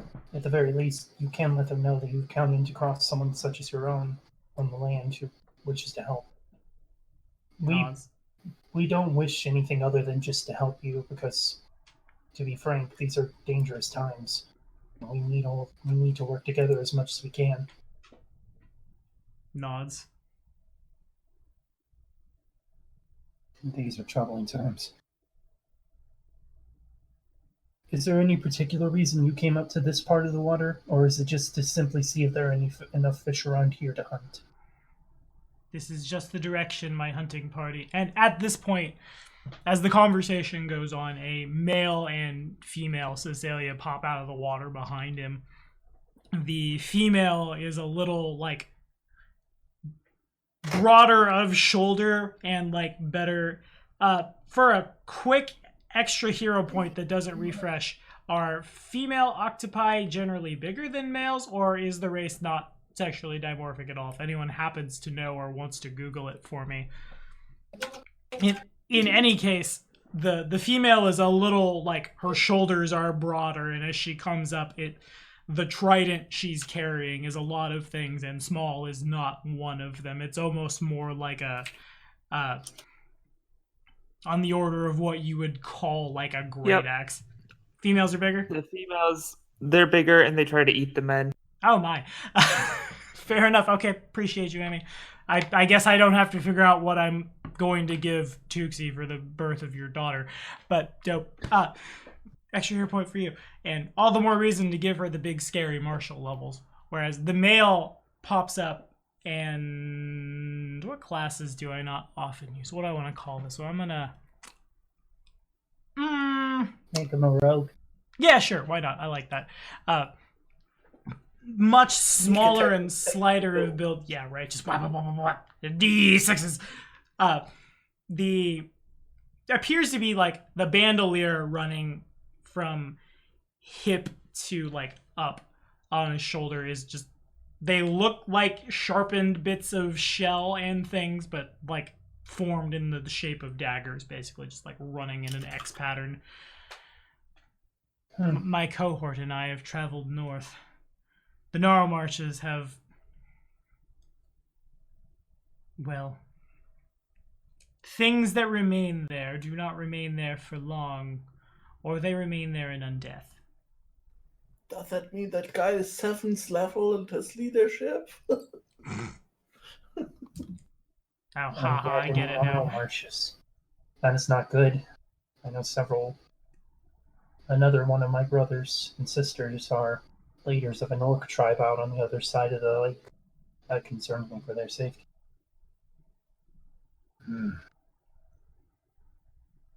Well, we are looking into the matter on land as much as we can. Is there any perhaps good way we can establish a way to communicate with one another in case we find something that the others probably know about? Maybe we could, like, I don't know, is here like a tree or something nearby where we could maybe leave a marker? Like, either one of us could, like, leave a mark if we want to communicate or something. You're thinking small time. Do they have like a magical shell they can give us that we can talk to, like a phone? Get my shell phone. Do you understand what we're saying? No, Well, you I kinda use understand what I am I use my saying. metagaming feat. Metagaming. I was thinking about picking up a DM knowledge feat, but I was kind of meh on it. Yeah, that makes sense. Anyway, the head Cecilia, you say this and just, you know where our settlement is, yes? I do. I did not wish to walk to it, however, I did not wish to approach your hatching grounds without proper approval or things of that nature. And that is very wise of you. However, in light of events, I'm sure my people would allow a shepherd such as yourself to travel to perhaps see our home is a little beyond most of you. I don't know how well you breathe water. In any case, we have eyes on the surface, and my name, and he turns, I do not have as much pull as you do. But if a shepherd would arrive at our settlement and say they seek Valrix, I would hear. Valrix? Okay, hold on, just let's look at it. Remember, we have I'll put it. Kingmaker. I'll put it in the Kingdom super sweet sheet after this. I'm already doing it. sheet. My favorite gift to players. Is that associates and deals? I probably call them associates. Deals. That's what I'm already putting him under. Nice. Nice. Tommy, with that 23 in linguistics, can I try to mime it out and speak in bubble to ask them if they have a shell phone? Yeah, you more or less can. And they turn towards you and like they kind of just stare blank for a minute and then they turn back and Valorix is just, what in the hell is he talking about? I just look over my shoulder, look back to him, look over my shoulder and say, 9 times out of 10, not even I know, and I speak his tongue. He speaks racist. I don't know how many times I have to tell you, I'm not racist, I'm classist. Closely tied, but distinct. True. Similar, yet distinct. Yeah, that's true, I guess. Well, Elitist, I know guess. alcohol. I guess he's an elitist. Yeah. Well, I know alcohol crosses all language barriers. Side quest of getting drunk on octopus wine? Spoken like a true dwarf. Is there a symbol that your people often associate with shepherds, such as us, that I can show for them to quicker realize that I, speak up this tongue and things of that nature? He nods and like, where would I'm trying to? I don't necessarily want to make it super weird, but like the men aren't wearing clothes. Okay, you would probably just see it. The amulet around Valrix's neck is he's wearing a holy symbol of the green faith, save that the like as if someone had like stamped in and out of it. It's not just the leaf with the face, rather it's as if someone had cut like waves at like just kind of like a W shape kind of thing, as if you were to just doodle water really quickly, but it's the top half of the green faith holy symbol. I must be honest, that amulet of yours is very lovely, friend. He nods. Very well. Thank you very much. Thank you very much for speaking with us. We are going to continue investigating around these areas. There's a few places that we were interested in exploring. Specifically, have you been up the river to the north? We have not traveled that far north as of yet, no. Well, there's a tower up that way, an old Dwarven one. We were going to go with my friend here who is of the Dwarven faith and see if there's anything up there that might be useful to finding these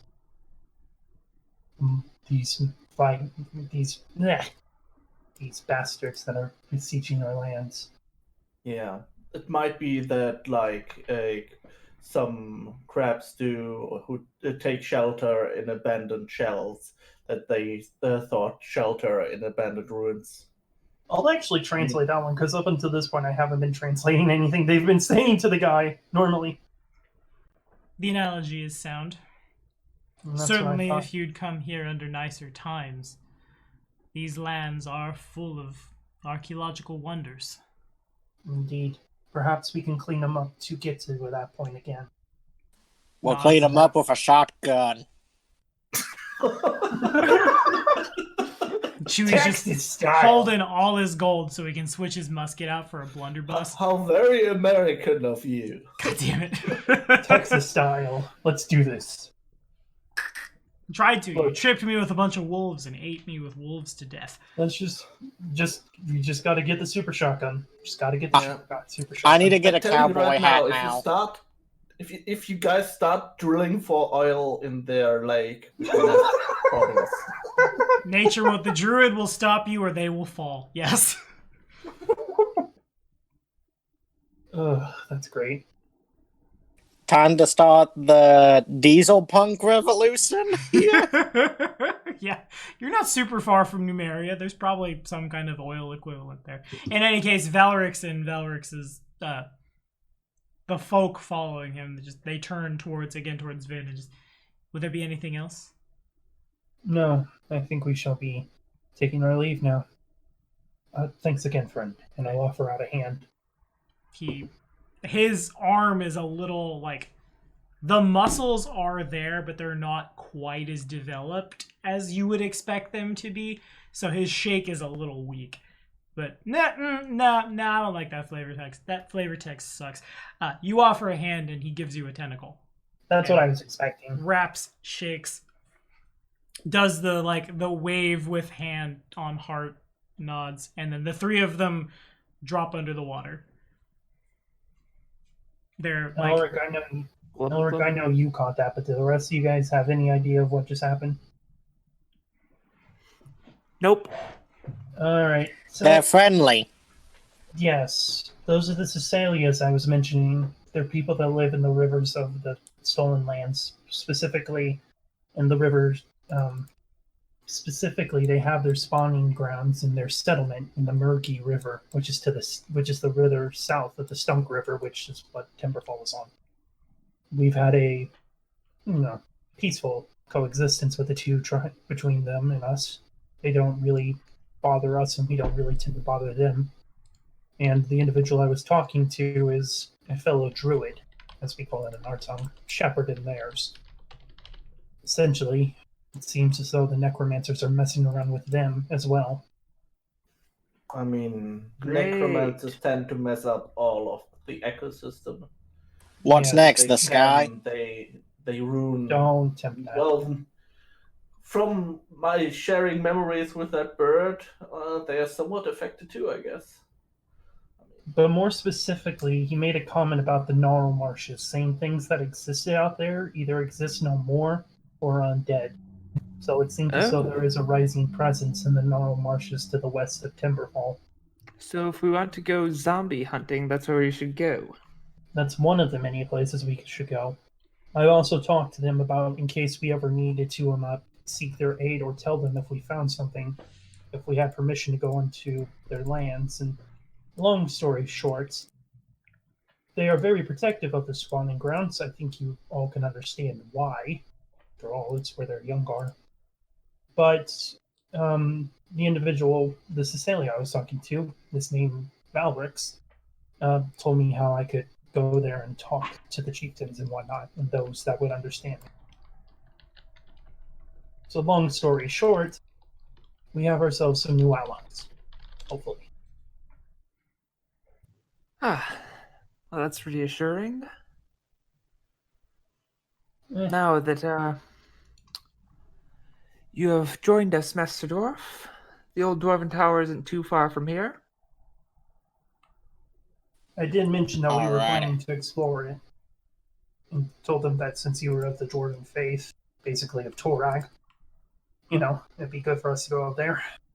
Let's reclaim lost knowledge and land in the name of the Dwarven people.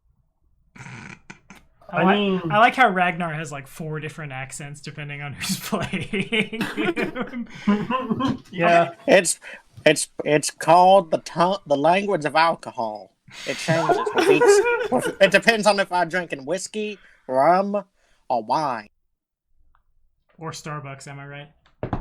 We talked a lot about burning down the Starbucks in Viper, Kentucky earlier this session, so maybe don't go to work a lot would be good for you. Yeah. No reason why. So, on to the tower then. Yeah, I think Yeah. that was a good time. Alrighty. We did it, team. I've got a lot of... The thing about sharing this Roll20 with another group who's also playing Kingmaker is there's a lot of stuff all over the darn place on this board. Okay, let me really quickly do a population. As you guys make your way over there, if you could make a perception check for me. Ooh. Will Tuxie have any better idea of what's going on, or will she just be distracted? Oh, she will be distracted. What No, else? Smiles is being distracted. Darn it! Bork, bork, bork, bork. Pork, pork, pork. Yes! That's, oh my god. Stone cunning applies, Ragnar. I gotta remember Oh. that is a thing that exists for you. Oh my god, I love it. Whenever Smiles gets a 1, Tuxie gets a 1 because the two of them are just having too much fun. It's actually the Bard's animal companion. Stealing I mean, your check- animal companion. Not Bard, Sylvan Sorcerer. Thought What? about, because a Sylvan Sorcerer would get an animal companion, is the joke. Okay, so almost there. Everybody should. We probably don't need to super worry about if the tokens can move around or not. But I'm going to put everybody on the board anyway. Mine's a total of a 12 with the racial bonus. Okay, cool. Let me 1, 2, 3, 4. Whoopsie, 1, 2. Missing Trazon the Infinite, whose token I did change. Dope. Okay, so as you guys go to approach the tower, I actually look at the result of the rolls. Yeah, not a lot of much from a lot of anyone except Elric. As you make your way up there, the tower itself sits kind of on a hill where those rivers meet.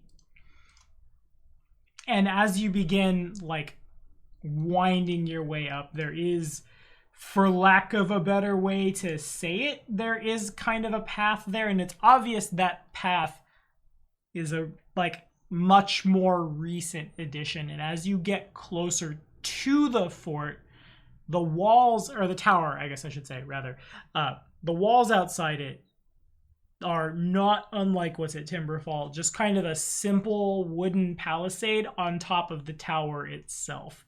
That would seem to imply to Elric that the tower has had several occupants over the past however long, but certainly if someone just put a wooden, get tree trunks and put them together, that time would tear that apart really fast.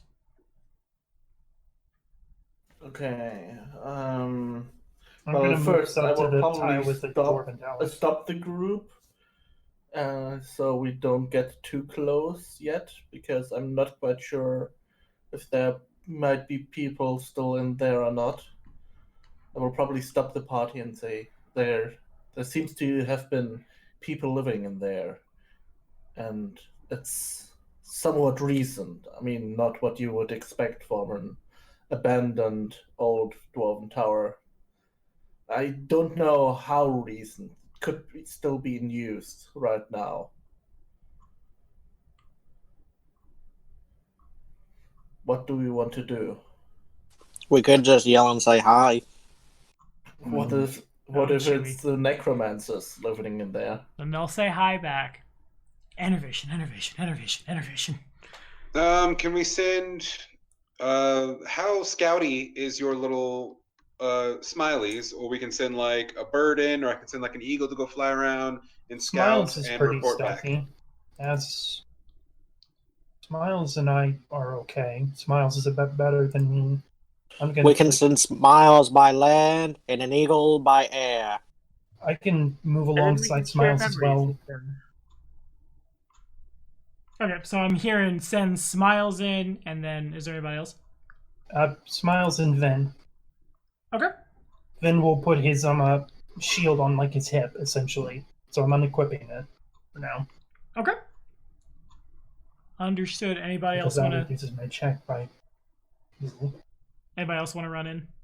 I can send an eagle to go. Well, how long will it take? We can do it in let's see, 2 minutes. How close are we? You could probably buzz the thing in 2 minutes. You couldn't get super detailed search, but a quick once over. Sure, let's send an eagle in too. Okay. Yeah. If the eagle triggers a fight, then we know what's up. mean, if Indeed.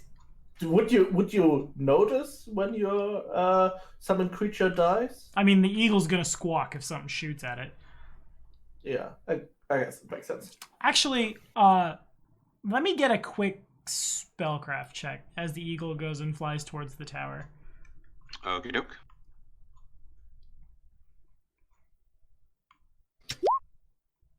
Nice. Yeah, you two killed it. Okay, so the two of you put your heads together when you see it. It's probably... It's not like red flags, super scary, but it's like... Oh god, how do I want to... The thing about American English is we're taught at a young age to speak in analogy, and when I don't have the analogy, it's hard for me to say what I'm trying to say. I hate everything. It's like witnessing the Northern Lights, that kind of level of, what? Kind of thing. Like, and then it goes away basically right after. When the eagle gets over the tower itself, like flies over the palisade, there's kind of a, as if like it were to have suddenly shifted a couple inches to the right and then back again. Both of you know, like, instinctively, probably the summoner and Elric from his studying, that is not an actual eagle. Rather, that is an aspect of an eagle that is from wherever it is that Devin is pulling it, it has arrived.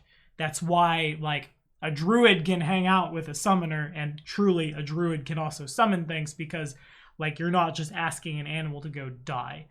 If the eagle were to come to harm, it would hurt, and then its consciousness would return to its real body on its home plane.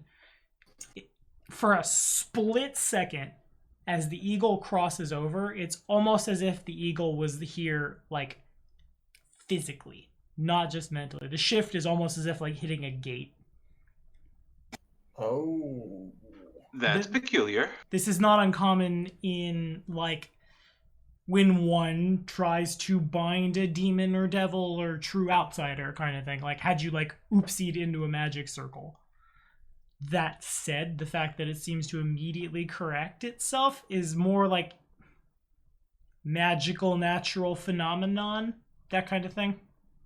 And as that's going on, let me get perceptions from the druid and the doggo.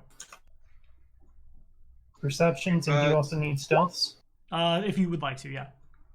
Tommy, would that be knowledge arcana, or is that something that's in this? Do we have ley lines? Is that something that would be in this world? Yes, ley lines exist. They are... There's not really any known ones around here, but when... Smiles is taking point, by the way. That's Sure. the intended plan. I'm trying to think where the ley lines exist on Galarian. At the nexus of, like, several ley lines where they converge, magical phenomena and, like, super powerful things are known to happen. This seems a little more like magical hiccup. That kind of thing. It's from the way this effect is kind of like a weakening of the veil, kind of like there are barriers between dimension, and is the barrier here thinner or something? Not quite. If that were the case, then probably, like, the eagle would be freaking out, because the eagle would, like, it is smart enough to realize that this is probably, from the point of view of an animal, TBH, that's summoned via summon monsters. This is a dream. I'm not sure what's happening. And then suddenly all its senses hit it. Probably not something so bad as a thinning in the veil. Anywho, Okay. as the druid and his wolf move in, I'm not necessarily breaking out the board right now, but there are, the first thing you notice, and you probably notice it when the wind turns as you go to approach, the smell of death as you go in, and there are, as you make your way up to the fort and, like, cross over the line of the palisade, there's, you can, like, the severity of the stench would be enough to indicate to you that, like, when you see, like, little rickety ladders running up to wooden towers that have been, like, built up, there's probably corpses up there too, but there's probably about, count about a half a dozen human bodies. Could you make a knowledge nature check for me? Yes, I can. Okay, it's super obvious to you, probably by virtue of some of your family. The last time I tried to describe this ethnicity, I didn't do it the best. So I'm gonna run to a wiki really quick because I want to make sure I get it right when it's for realsies here on Black Dragon Gaming. Please support us on Patreon for the realsies. These guys are like basically entirely, despite the fact that they've been like sitting out rotting for a little while, they're nothing but muscle. The shortest one is probably like 6'2". Very, very, from like what remains of it, very dark hair, light brown, too deep tannish skin, Kelids. If that's about as clear as mud to everybody in the chat, it's the same ethnicity as Emiri. They live basically just like from the Gnarl Marches over is the part of northern Avestan that they call home. It's a very broad category of people with like a shared language and shared history. Mostly like they've lived in the northern parts of the world for as long as anybody can remember. Some live sedentary lives. Most of them live like in tribal nomadic structures. Fascinating. I wonder what they were looking for down here. What brought them here? Well, in addition, the other thing that would be like just dawning on Vin, certainly, maybe not so much Smiles or the Eagle, but Vin in the center of the tower, it's probably about 11, 12 feet tall, just this enormous statue of a dwarf standing seemingly in the middle of nowhere.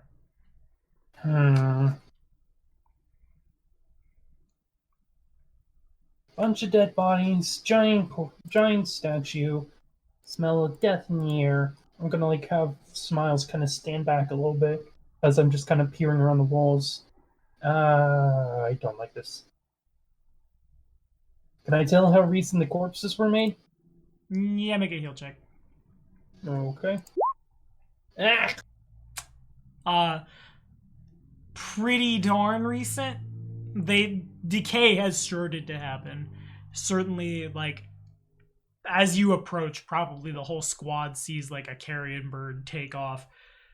But it's hard to say exactly how long, but like the fact that you can tell they're still Kelid.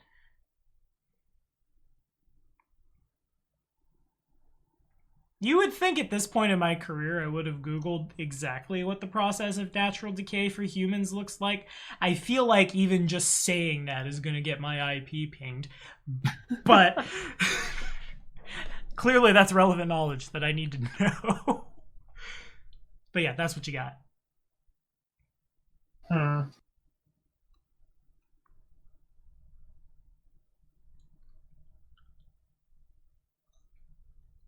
That's concerning. Is the and so the statue is in front of the tower and all that sort of stuff? The statue's kind of like smack in the middle. There's a bit of like collapsed rubble, and then the statue stands next to it. Here, you know what? What I might do is I'm gonna make a quick dynamic lighting for, well, nah, the whole squad can see this. If you're moving your token around, that means you're on the board. I'm gonna just do whoops, yet the Thornfort again. I have a lot of maps. I have to scroll over. And bam, there you go. And let me just, there you go. Okay. I don't I'm have a up here? token. Yeah. Alright, let me put myself up here then. I can't see. You're anything. almost there. Hang on, I forgot to change yours when you got your art in. Has sight. Bam, there you go. Everybody else good? Yep, I'm good. Okay. Gucci. But wherever my token is a weird place because this a lot of dark right under my token. Yeah, you're basically like right on a wall. Okay. Was like wondering like how the fudge can I stay on a square and see like almost nothing? So I'm partly inside a wall. Yeah. Guess I'll probably move my character back a bit. There you go. Okay. So right now it's just Probably Vin there. and Smiles here, unless somebody wants to just wander over to the tower. Well, we're currently waiting for a signal, I guess. Hmm. I hope he will call us in soon. They Oh, are the stages of decay in group chat. Oh, thank you. yay. I'm just going to. Seeing Well- as there's not much in the area.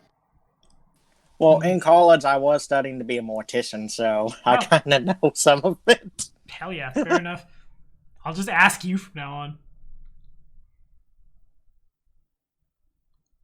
I never finished it, but I took a couple of the classes. I know the basics of stuff like that. Neat.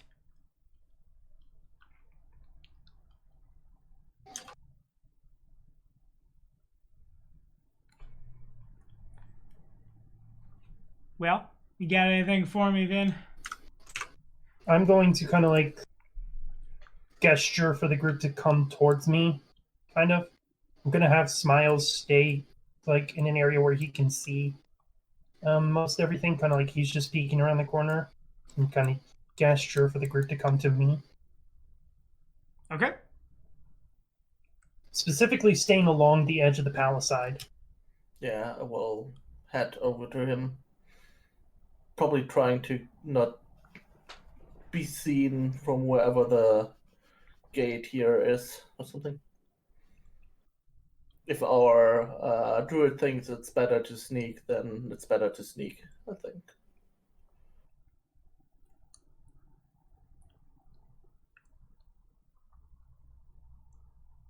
Okay. I am not quiet.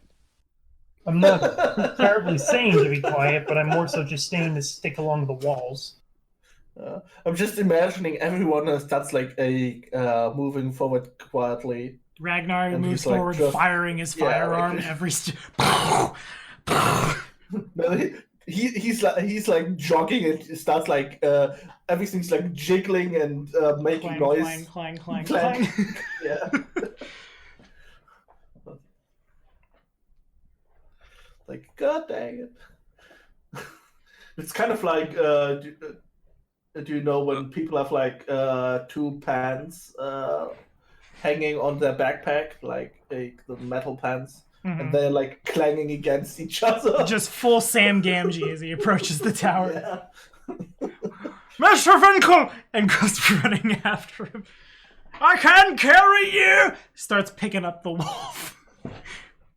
It's really awkward for everyone. Anyway, what do y'all? Well, I think we need to go in and see what killed. Wait, do you relay that there's dead bodies? Yeah, really, there's dead bodies in this really big statue thing that's giving me ominous vibes.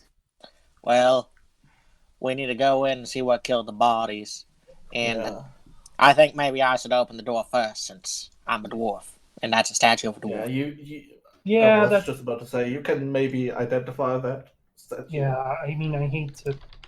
Yeah, I was just going to flat out be like, yeah, no, this is. I feel like the dwarf taking the lead here is a good idea. Not just because you're a dwarf, but also because of the fact that you're a cleric of Torak. There are any sort of from one, I guess we are considered to be divine casters, to another, you know how to take the lead on this. Alrighty. Me and Smiles shall stay close behind. Tuxie, do you wish to ride on Smiles, or do you wish to stay a little bit to the back?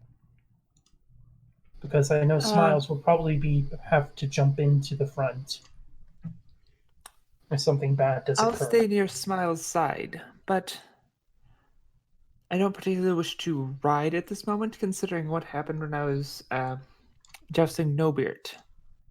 She doesn't want to actually get lanced in the chest and die. Which is Smiles reasonable. would look a bit sad. Aw, no death? No, I mean, he doesn't like that he hurt Tootsie. Alright, I'll trust Smiles to keep an eye on you guys then. Okay. Where's the door? Right in front of us. I literally called you guys like right. I called you guys like right over here so that way we can enter into the door right here. Hang How on, let me drunk are you focus. exactly? kinda wanted to Which just one of go- you is asking? Yes. There's two of you all, as I point at the wizard, and there's four of you, as I point at the druid. And here I thought you were just having problems with Roll20. Well done, Chewie. You've officially faked me out. Where's the door? You can see it. I Right in enter front the of you. door. Okay. And so you do. And you see everything that I've described to Vin so far. I am re-equipping my shield for the record. Okay. Elric says to the party, we might need to do an intervention. His drinking problem is getting serious. No, the alcohol gives me strength. Torog is disappointed, but Caden is pleased. Wait, It's a napkin. why would Torog be disappointed in the drinking? I feel like the god of the 9 to 5 probably likes drinking, but not between the hours of 9 to 5. Also, isn't Torak the god of craftsmanship for Yeah. the dwarves, like of Yeah, creation? but this is where I I call think the craft he beer. doesn't appreciate people working drunk because Showing up then under the your influence all day, yeah. creations aren't as good as they could be. I feel like I have to be the one to point out that dwarves, for one thing, have poison resistance, and another thing, like That just drinking shows you water- how much he's been fucking drinking. Yeah, I was about to say it's resistance, not immunity. Yeah, he just has a plus. It just I means mean, they there's also drink the fact more. that Alrighty. it's not safe to drink the water normally in dwarven colonies. I'd say normally you're better off just drinking beer. As you guys, it's just as safer. Ragnar moves in too drunk, the statue. No, I'm kidding.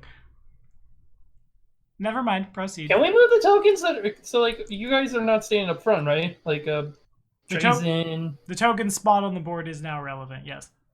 please do get behind me and the dwarf. Thank you. Could I roll knowledge, religion, or something for Yeah, that statue?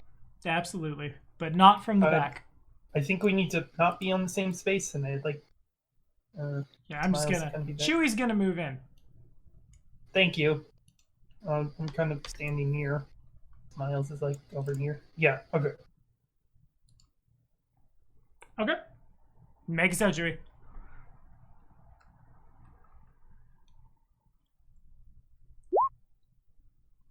Okay, so very, very clearly, the statue, as like Ragnar turns and gets a look at it, it's probably more than a little jarring.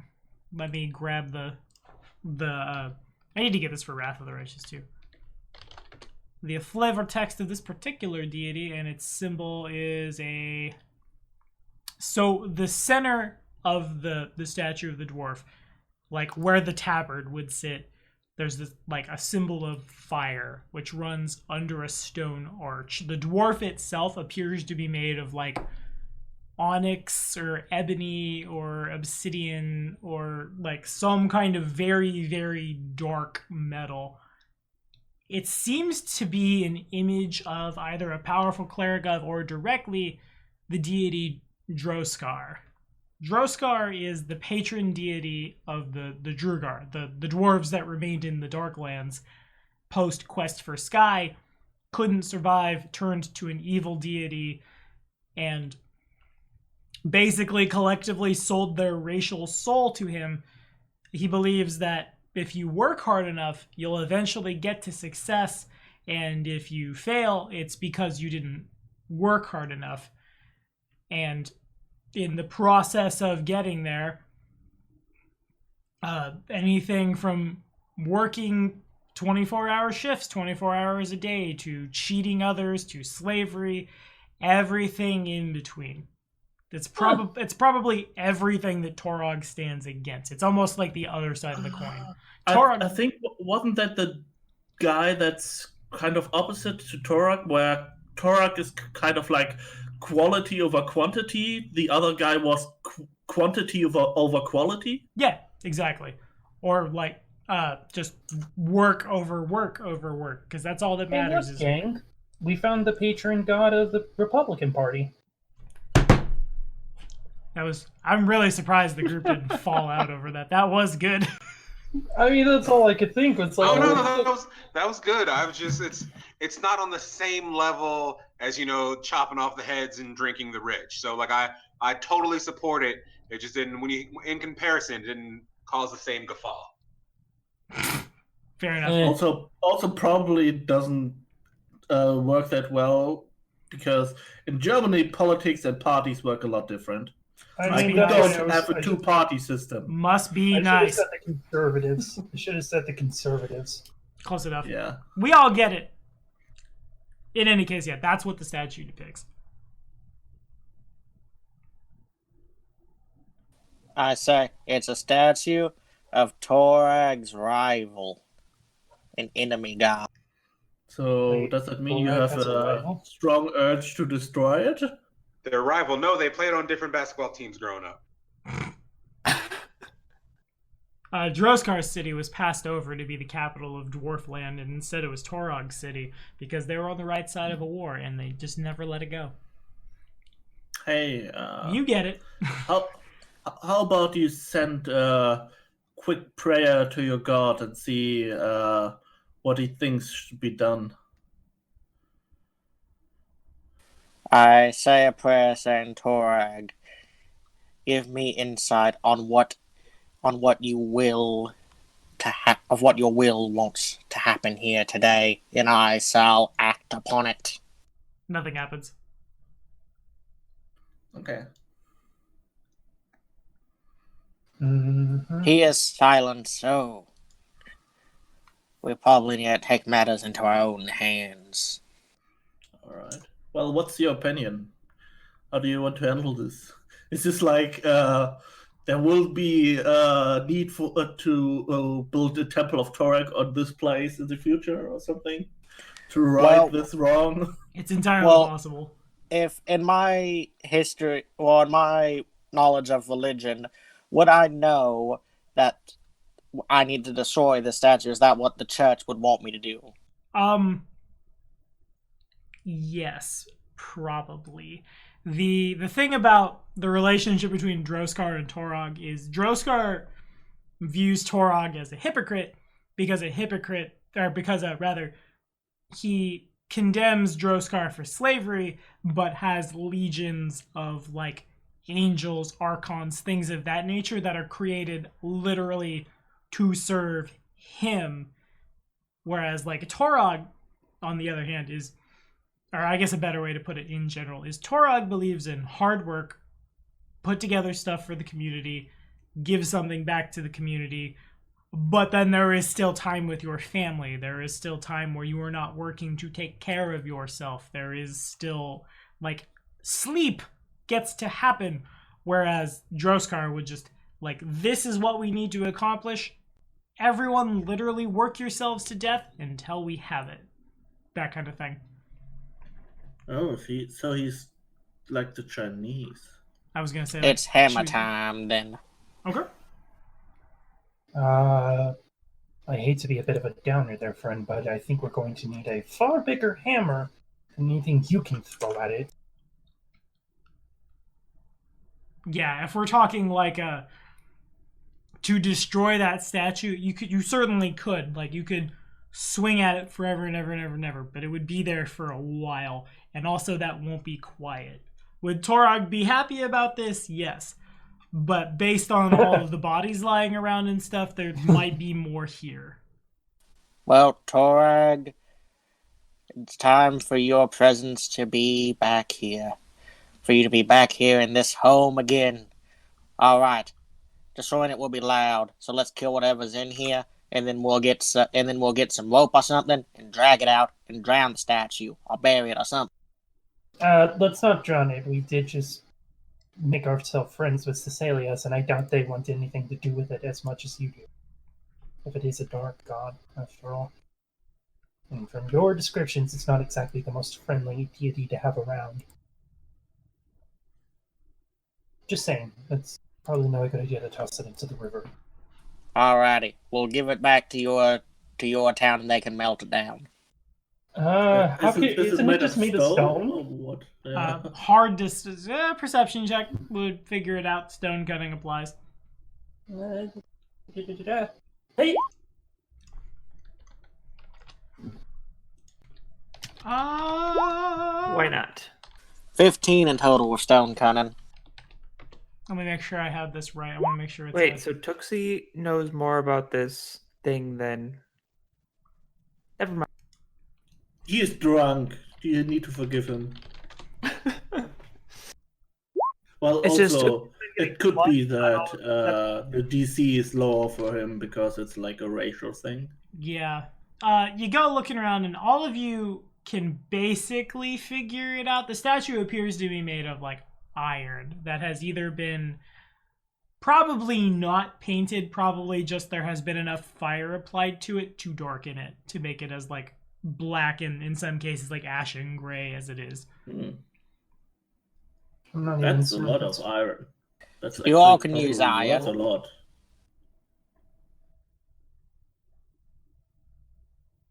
Indeed. Oh, perfect. Destroying it and it can benefit your community. Perfect. Win-win. Yeah, I guess we can really melt it down. Maybe he can consecrate it and then make a statue of Torak out of it. Or just simply use it to create better tools and instruments for the town of Timberfall. Yeah. Exactly. Better the community.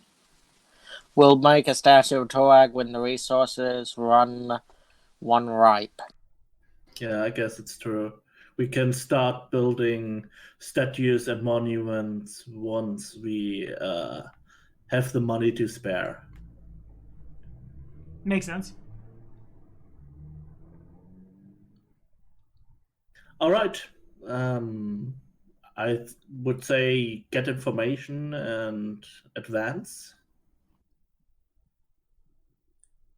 You hear Alrighty, that's- I take a cautious step. Okay. Nothing happens as you move forward. We could. No. What is that there? Is it just something? It looks made of like wood some or stone? stairs. So, Looks like some yeah. Above you guys, like, running, really cool, about, like, this way, there are, like, over here, there's a bit of a ceiling from where the original structure used to be. Here are some stairs that run up to, like, a very ramshackle, basically just, like, a couple of wooden beams that run across, and then some going like this to form a very, very rickety bridge, about, 20 feet or so up. As if, again, like, the tower had been abandoned and then somebody moved in and reoccupied it and started building around it. Well, it's better than 100 feet above water. Yeah, been there, done that, haven't we? Yep. Hey, you guys are almost to a point where the carrying crew will show back up. But not today. Anyway, Vin, Ragnar, you both move forward. Nothing really happens. It's like you probably disturb a couple of rats that are chewing on the bodies, but that's about it. Are they corpse eaters? No, Yeah, like actual rats. Okay. Okay. And not swarms, like maybe like a group of 3 at most. It Oh. seems safe for you all to move up, but slowly. I'm gonna move over here. I'm just gonna like check into this room. Okay, make a perception check. Okay. Yeah. Nice. Okay. Thank God for +8s. Indeed. So where this, let me see what you see. Let me see what you see. Okay, cool. So this rock face here, Mm-hmm. you look under it and there's a little, like, a crack where there should be ground. There's not. And it dawns on Vin that there's... The tower once ran down, and if it was Dwarven, that tracks. The proverbial stairs down, if you will, are under that rock. These stairs lead up to a different part of the map, basically, and the second floor of the tower. They look like some of the wood is rotted from being rained on and stuff, but they'll probably support your weight.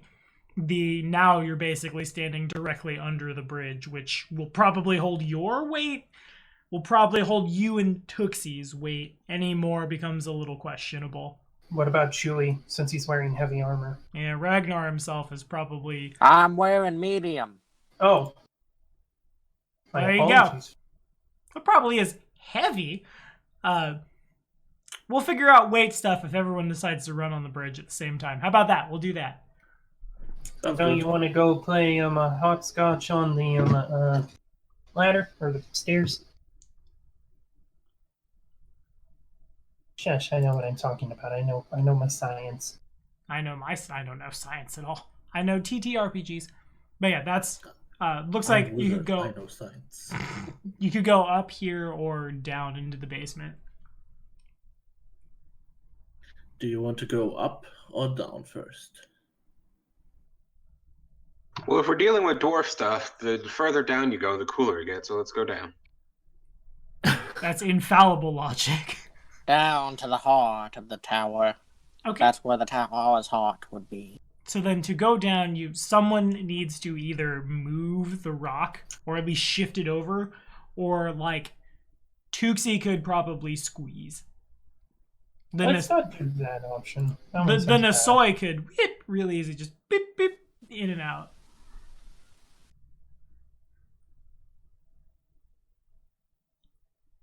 And it probably would be loud moving it. Yeah, it's, Let's focus on checking upstairs first. I say, looking over. Doesn't look like it would hold all of us. We need to go up within a team of 2, probably. Me and Smiles first, or do you want to go up with me? I After think me all. and you can handle it, because I know Smiles is good, but Smiles doesn't know Dwarven. I don't know Dwarven.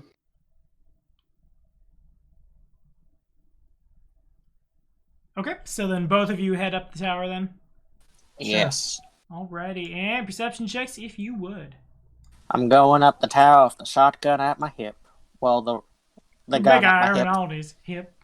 Big iron on his hip. I got a club and shield. Club and Does shield he- on his That's hip. shillelagh. Does my stone cunning apply? Or no? Not so much here. As you make your way up the stairs, they do kind of groan ominously.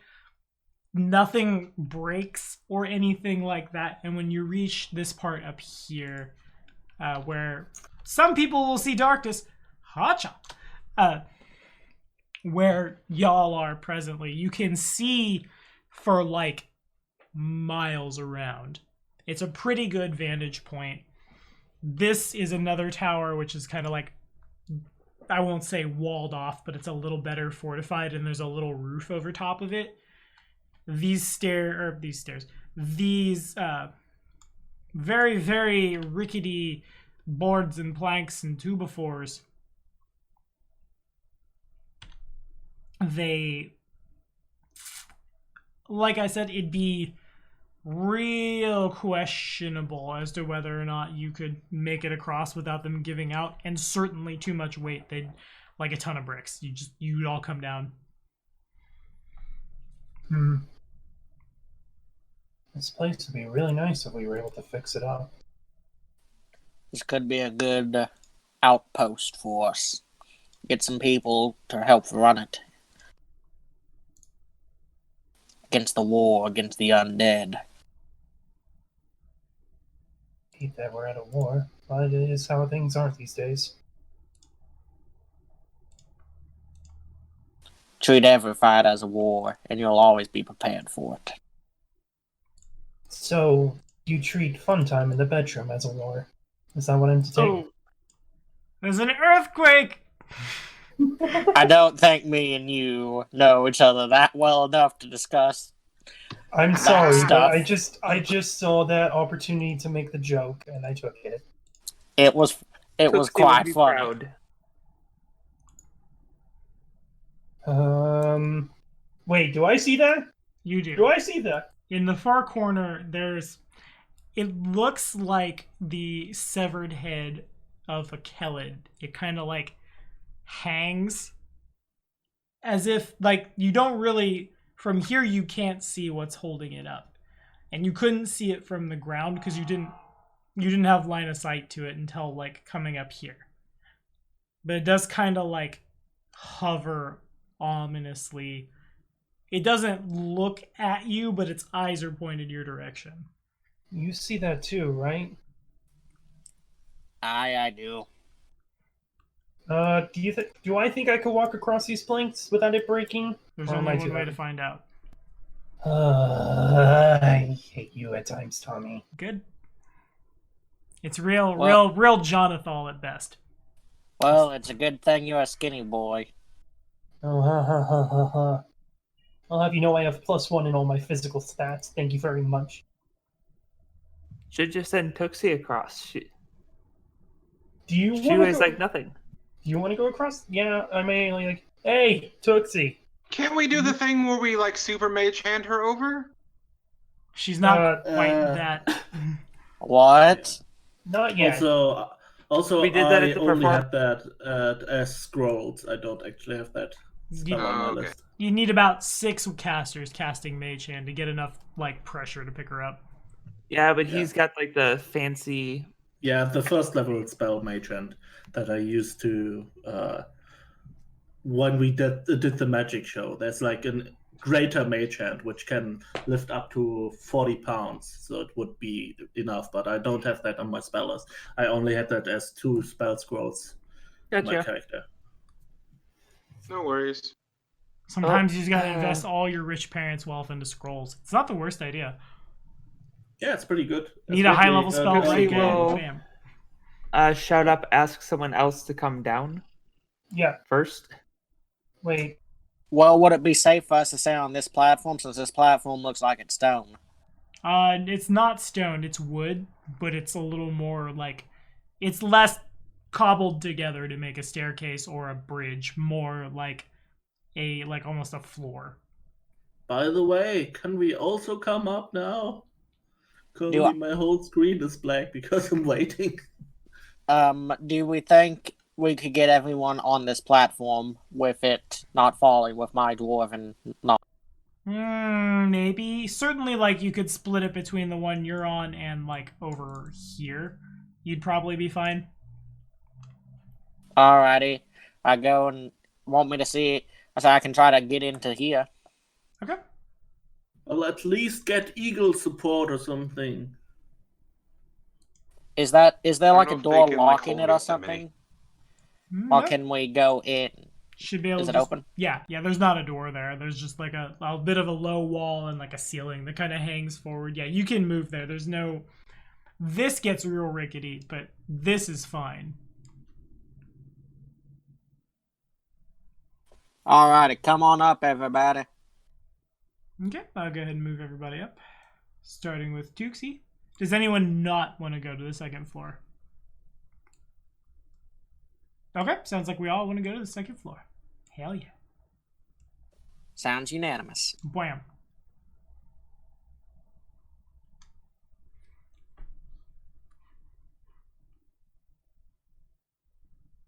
And what do? I guess I'll, wow. Well, what There you go. see? You see that? Trajan the Infinite. How does that head float? This is a spellcraft or knowledge? Mm, Something? religion, arcana, spellcraft. How many of them can I roll? Pick one. We'll say that. I'm sure you probably grab it. In theory. He's gonna roll a 1, watch. Tommy, Yes. stop yourself. Well, he rolled a 4.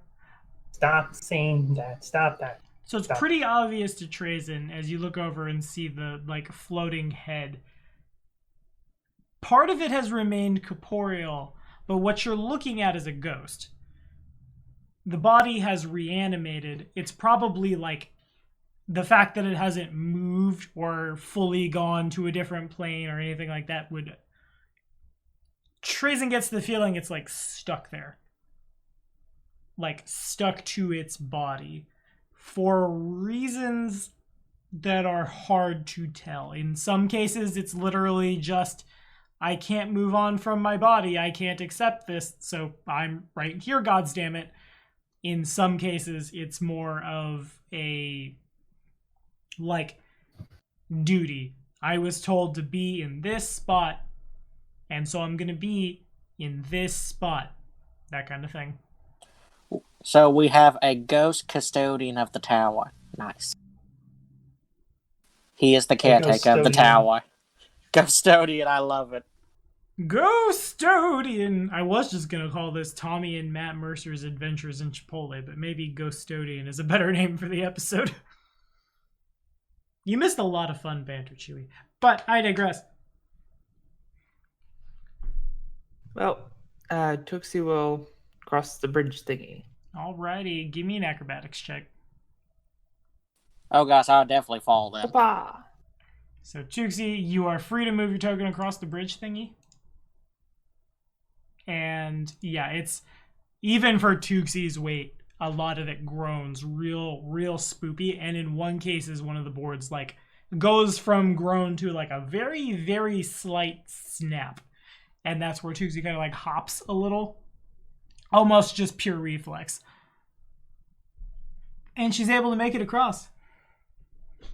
And my cat's hung up on my headphones. I can't, if you're talking, I can't hear you. I got Achilles. I need my headphones back. Oh, boop. I was little one. Now I can hear you. Now what? I definitely almost hurt my cat because he got his head like under my headphones. From there, you are standing on a... This part seems to be the old part of the tower. To get into the actual, like... physical bits of the towers up there, you would need to like climb over the wall.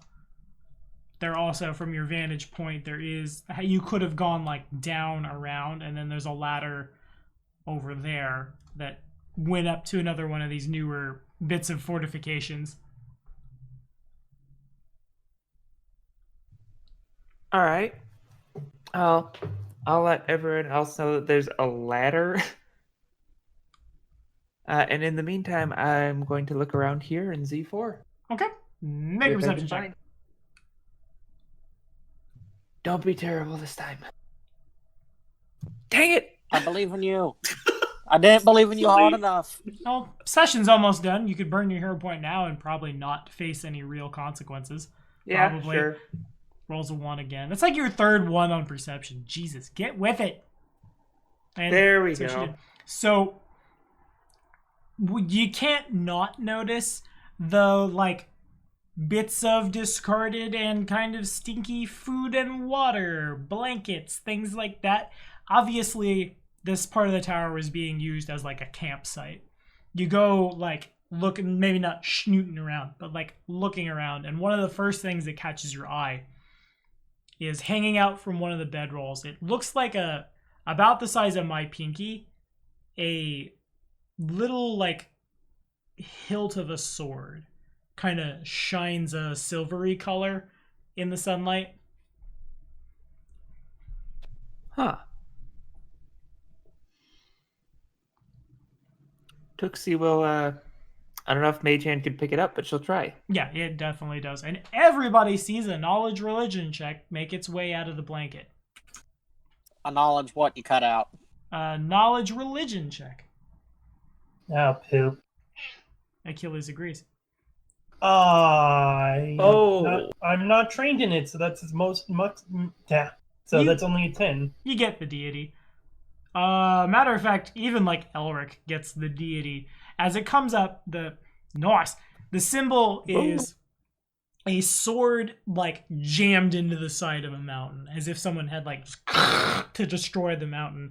Real clearly to everyone, it is the holy symbol of the god of war and battle, Gorum. Oh, goody. Trazen, Devin, Elric, y'all. I will go and get some more information for you about Gorham. Because all I really know about him is he really likes blood. He's kind of our blood god. He's not at all. Blood for the blood Skulls for god. the skull throne. Corn for the cornflakes! Yeah. So, Gorham is, above all else, god of battle. It's said that, known literally as our Lord in Iron, would rust away if people stopped trying to fight each other. He's been present on Galarian for a really long time. There are lots and lots and lots of different cultures believe that Gorham came from their ancestry. Like, if you ask an orc what Gorham looks like, and then you go ask a human, specifically, he's very popular among a lot of Kelid tribes, you would get two very distinct answers, and the two, especially like between the Realm of the Mammoth Lords and the Hold of Belkzen, along that border, there's been a lot of like religious warfare over what Gorham actually is.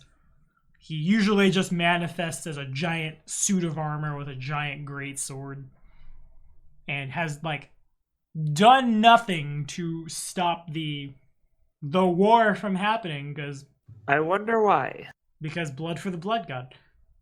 I imagine I myself have had a lot of experience firsthand with that whole human versus orc debate, having been around tribes for some time. Yeah, that tracks for me. Ugh. Yeah, Y'all want so I to hear probably some? recognize Y'all want to him. hear some real gross stuff? I went to the Providence section. Gorham shows his favor through weapons and armor that bleed when touched. Hand to breastplate. Okay. Breastplate just starts spurting blood everywhere. Gorham! That's freaky. It's, yeah, not what I Also, would expect at all. we could make some jokes about periods and stuff. We could. I was going a little more towards I want to play Carrion Crown again, but anytime blood starts spurting from anywhere, just play like a war priest of Gorham who makes no sense for the campaign. And just Gorham! Gorham is present in this haunted prison! Hell yeah! And just love it forever and try to defend it. Oh, Harrowstone. But yeah, they Tukes Eagle looking around, and there's Gorham's sigildry is all over a lot of stuff. So, can I tell which version of Gorham's sigils this is? Would this be like orcs, dwarves, humans? You assume based on the majority of the bodies being humans, probably the human version, but the symbol isn't any different. And it looks like it was belonging to one of the bodies that was disposed of. Yeah, like it was just kind of hanging out in someone's bedroll. As if, like, take off a necklace, put it in your pocket, go to sleep, it falls out of your pocket in your sleep, you forget to grab it in the morning, that kind of thing. All right. You always sleep with your weapons near you. Yep. I suppose Tuxie will take it. If someone fights her for it, then she's just doing Gorham a favor. And Gorham is pleased. I will point out, you certainly want to carry that weapon. I remember having many fights with between my sister and brother that are in the orc tribes about whether or not it's a human or orc Gorham. I guess, to be really clear, it's not a weapon. It's a dragon, of course. The symbol, there are probably some circles that think it's a dragon, yes. The symbol is just like, it is a sword that has been jammed into a mountain. It's a symbol, not a weapon. Yeah. It itself is probably about, like, if the sword point is about the size of my pinky, it itself is probably about the size of my palm. And bam. I don't know, my webcam might have hung there. I was taking a screen snip for everybody so they could see it in the Discord. And Kingmaker was Spoopy. Bam, boom. There you go. Wacha. Wacha. Oh, that's cool. Yeah. That mountain is dead. That mountain is not alive now. That mountain got what it deserved. Well, anybody else want to try to cross the bridge, do anything, look around, move a rock, explore the ground floor? I don't know. I say we go back down, then Yeah. we can I go told you back guys, up. all the cool shit is going to be lower. I told everybody. Nobody listens. No. The Dwarves don't put shit upstairs. Man's not wrong. Well, Well, I would we like got to to make correct sure you. Yeah.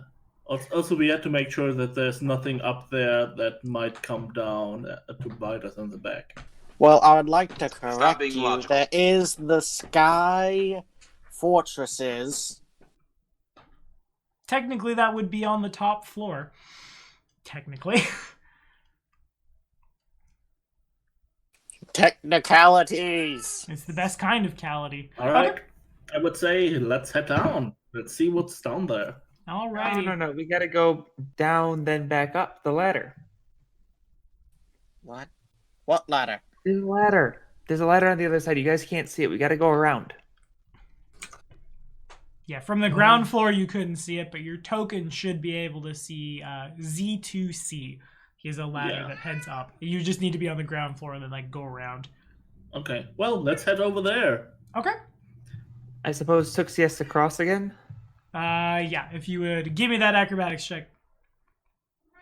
This one's it's good enough. There's probably in this case the board outright breaks, but you don't suffer more than maybe like a bruised ego. Okay. So as y'all make your way over here, Probably also helps that she's a small character which weighs way less than us medium creatures. does everybody want to come over here? Yeah. Just here I am grabbing tokens. So there are a couple of bodies like just kind of lying right here. Okay. Should we Quick- set them on quick fire? checks. Just in case, like, somebody decides to raise these motherfuckers up from the dead. Should we just burn all the bodies we find? We shall burn Well, them we- outside of the tower. Yes, We can away do a from quick the wood. check first.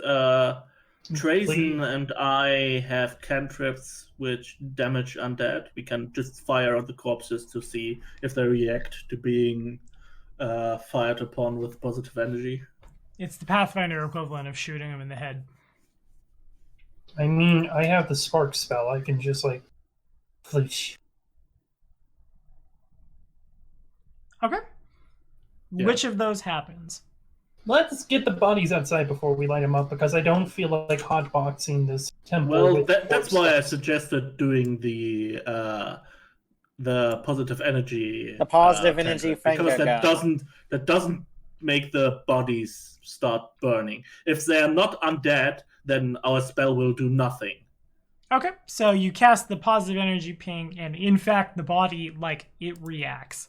It doesn't jump up when you disrupt undead on it, but the effect is like you struck a match and dropped it on, like, a sticky note. It does go up. Okay, so that means it is undead. And as that happens, when the body burns, yes, Achilles. It's almost the same thing. Just the head rises, but does nothing. It just kind of hangs out there. Yes, Achilles. So creepy. Before we call it a night, make it one more knowledge religion check all around. I'll try. I could aid with the 10.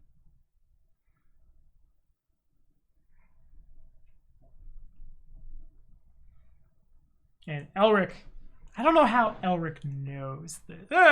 We'll figure it out. I read a lot of books. It's exactly how you know it. With your brain is how. Okay, so what you're looking at is the practice was originally started in the Age of Legends during the Jiska Imperium's days. Like a long, long, long time ago. Around the times that governments and like the militaries of said governments are learning to move in formation and fight as a unit and work as a team, that kind of thing. Oftentimes, when like a unit of warriors who had fought together for a long time, should they die, and a lot of times if they were to die together, they would reanimate as what is called Forsaken Legions. It's a true, basically intelligent undead. The reason they're not springing up, and you're not really sure why that is. When they die, when the undead is destroyed, rather, a Forsaken soldier lingers on as a ghost for about a day after that happens. The notion is like, if you are holding this spot, if you die on the ground to defend, you are going to defend that ground for as long as your spirit will defend the thing. You could walk through it, it won't reach out and slap you, but let's pretend you and 5 of your squad mates all had teamwork feats.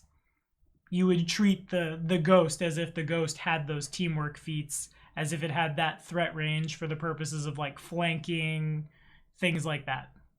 That's really cool. That's fascinating. I'm gonna have to remember that when I play Necromancer. They are very useful, yes. Mm. Also, you said they're intelligent. Does it mean that our dear Trazen can communicate with them? It's probably because I think possible. he speaks the language of the undead. I do. If you were to speak Necrolatid, it would probably understand you, yes. Cool. And I think Yeah, that... I can. Well, speak yeah, go ahead. We can do it a little longer for Chewy's sake. If you'd like to speak to it. Can we do this next session? I have a really strong headache. I suppose sure. It is like 6 a.m. for you. Fair enough. All right. 5. Time is arbitrary. Thank you guys so much. Actually, Five. I feel y'all so hard, actually, because I have a Iron Fang Invasion on Sundays. I have one patron from Germany, from right next to you guys, apparently. One patron from Croatia, and then one who's presently in China. And I'm the one getting up at 6 a.m. It's the shoe is on the other foot, but thank you guys for watching. Thank you guys for your support. I'm glad to be back at the table with all of you again, because I enjoy the company of all of you. And Chewy, you didn't get a chance to congratulate my friend on the birth of her daughter, so Congratulations. there, I Thank you. I have made everyone pay tribute to you, you wonderful goddess. Say bye, guys. Bye. Bye.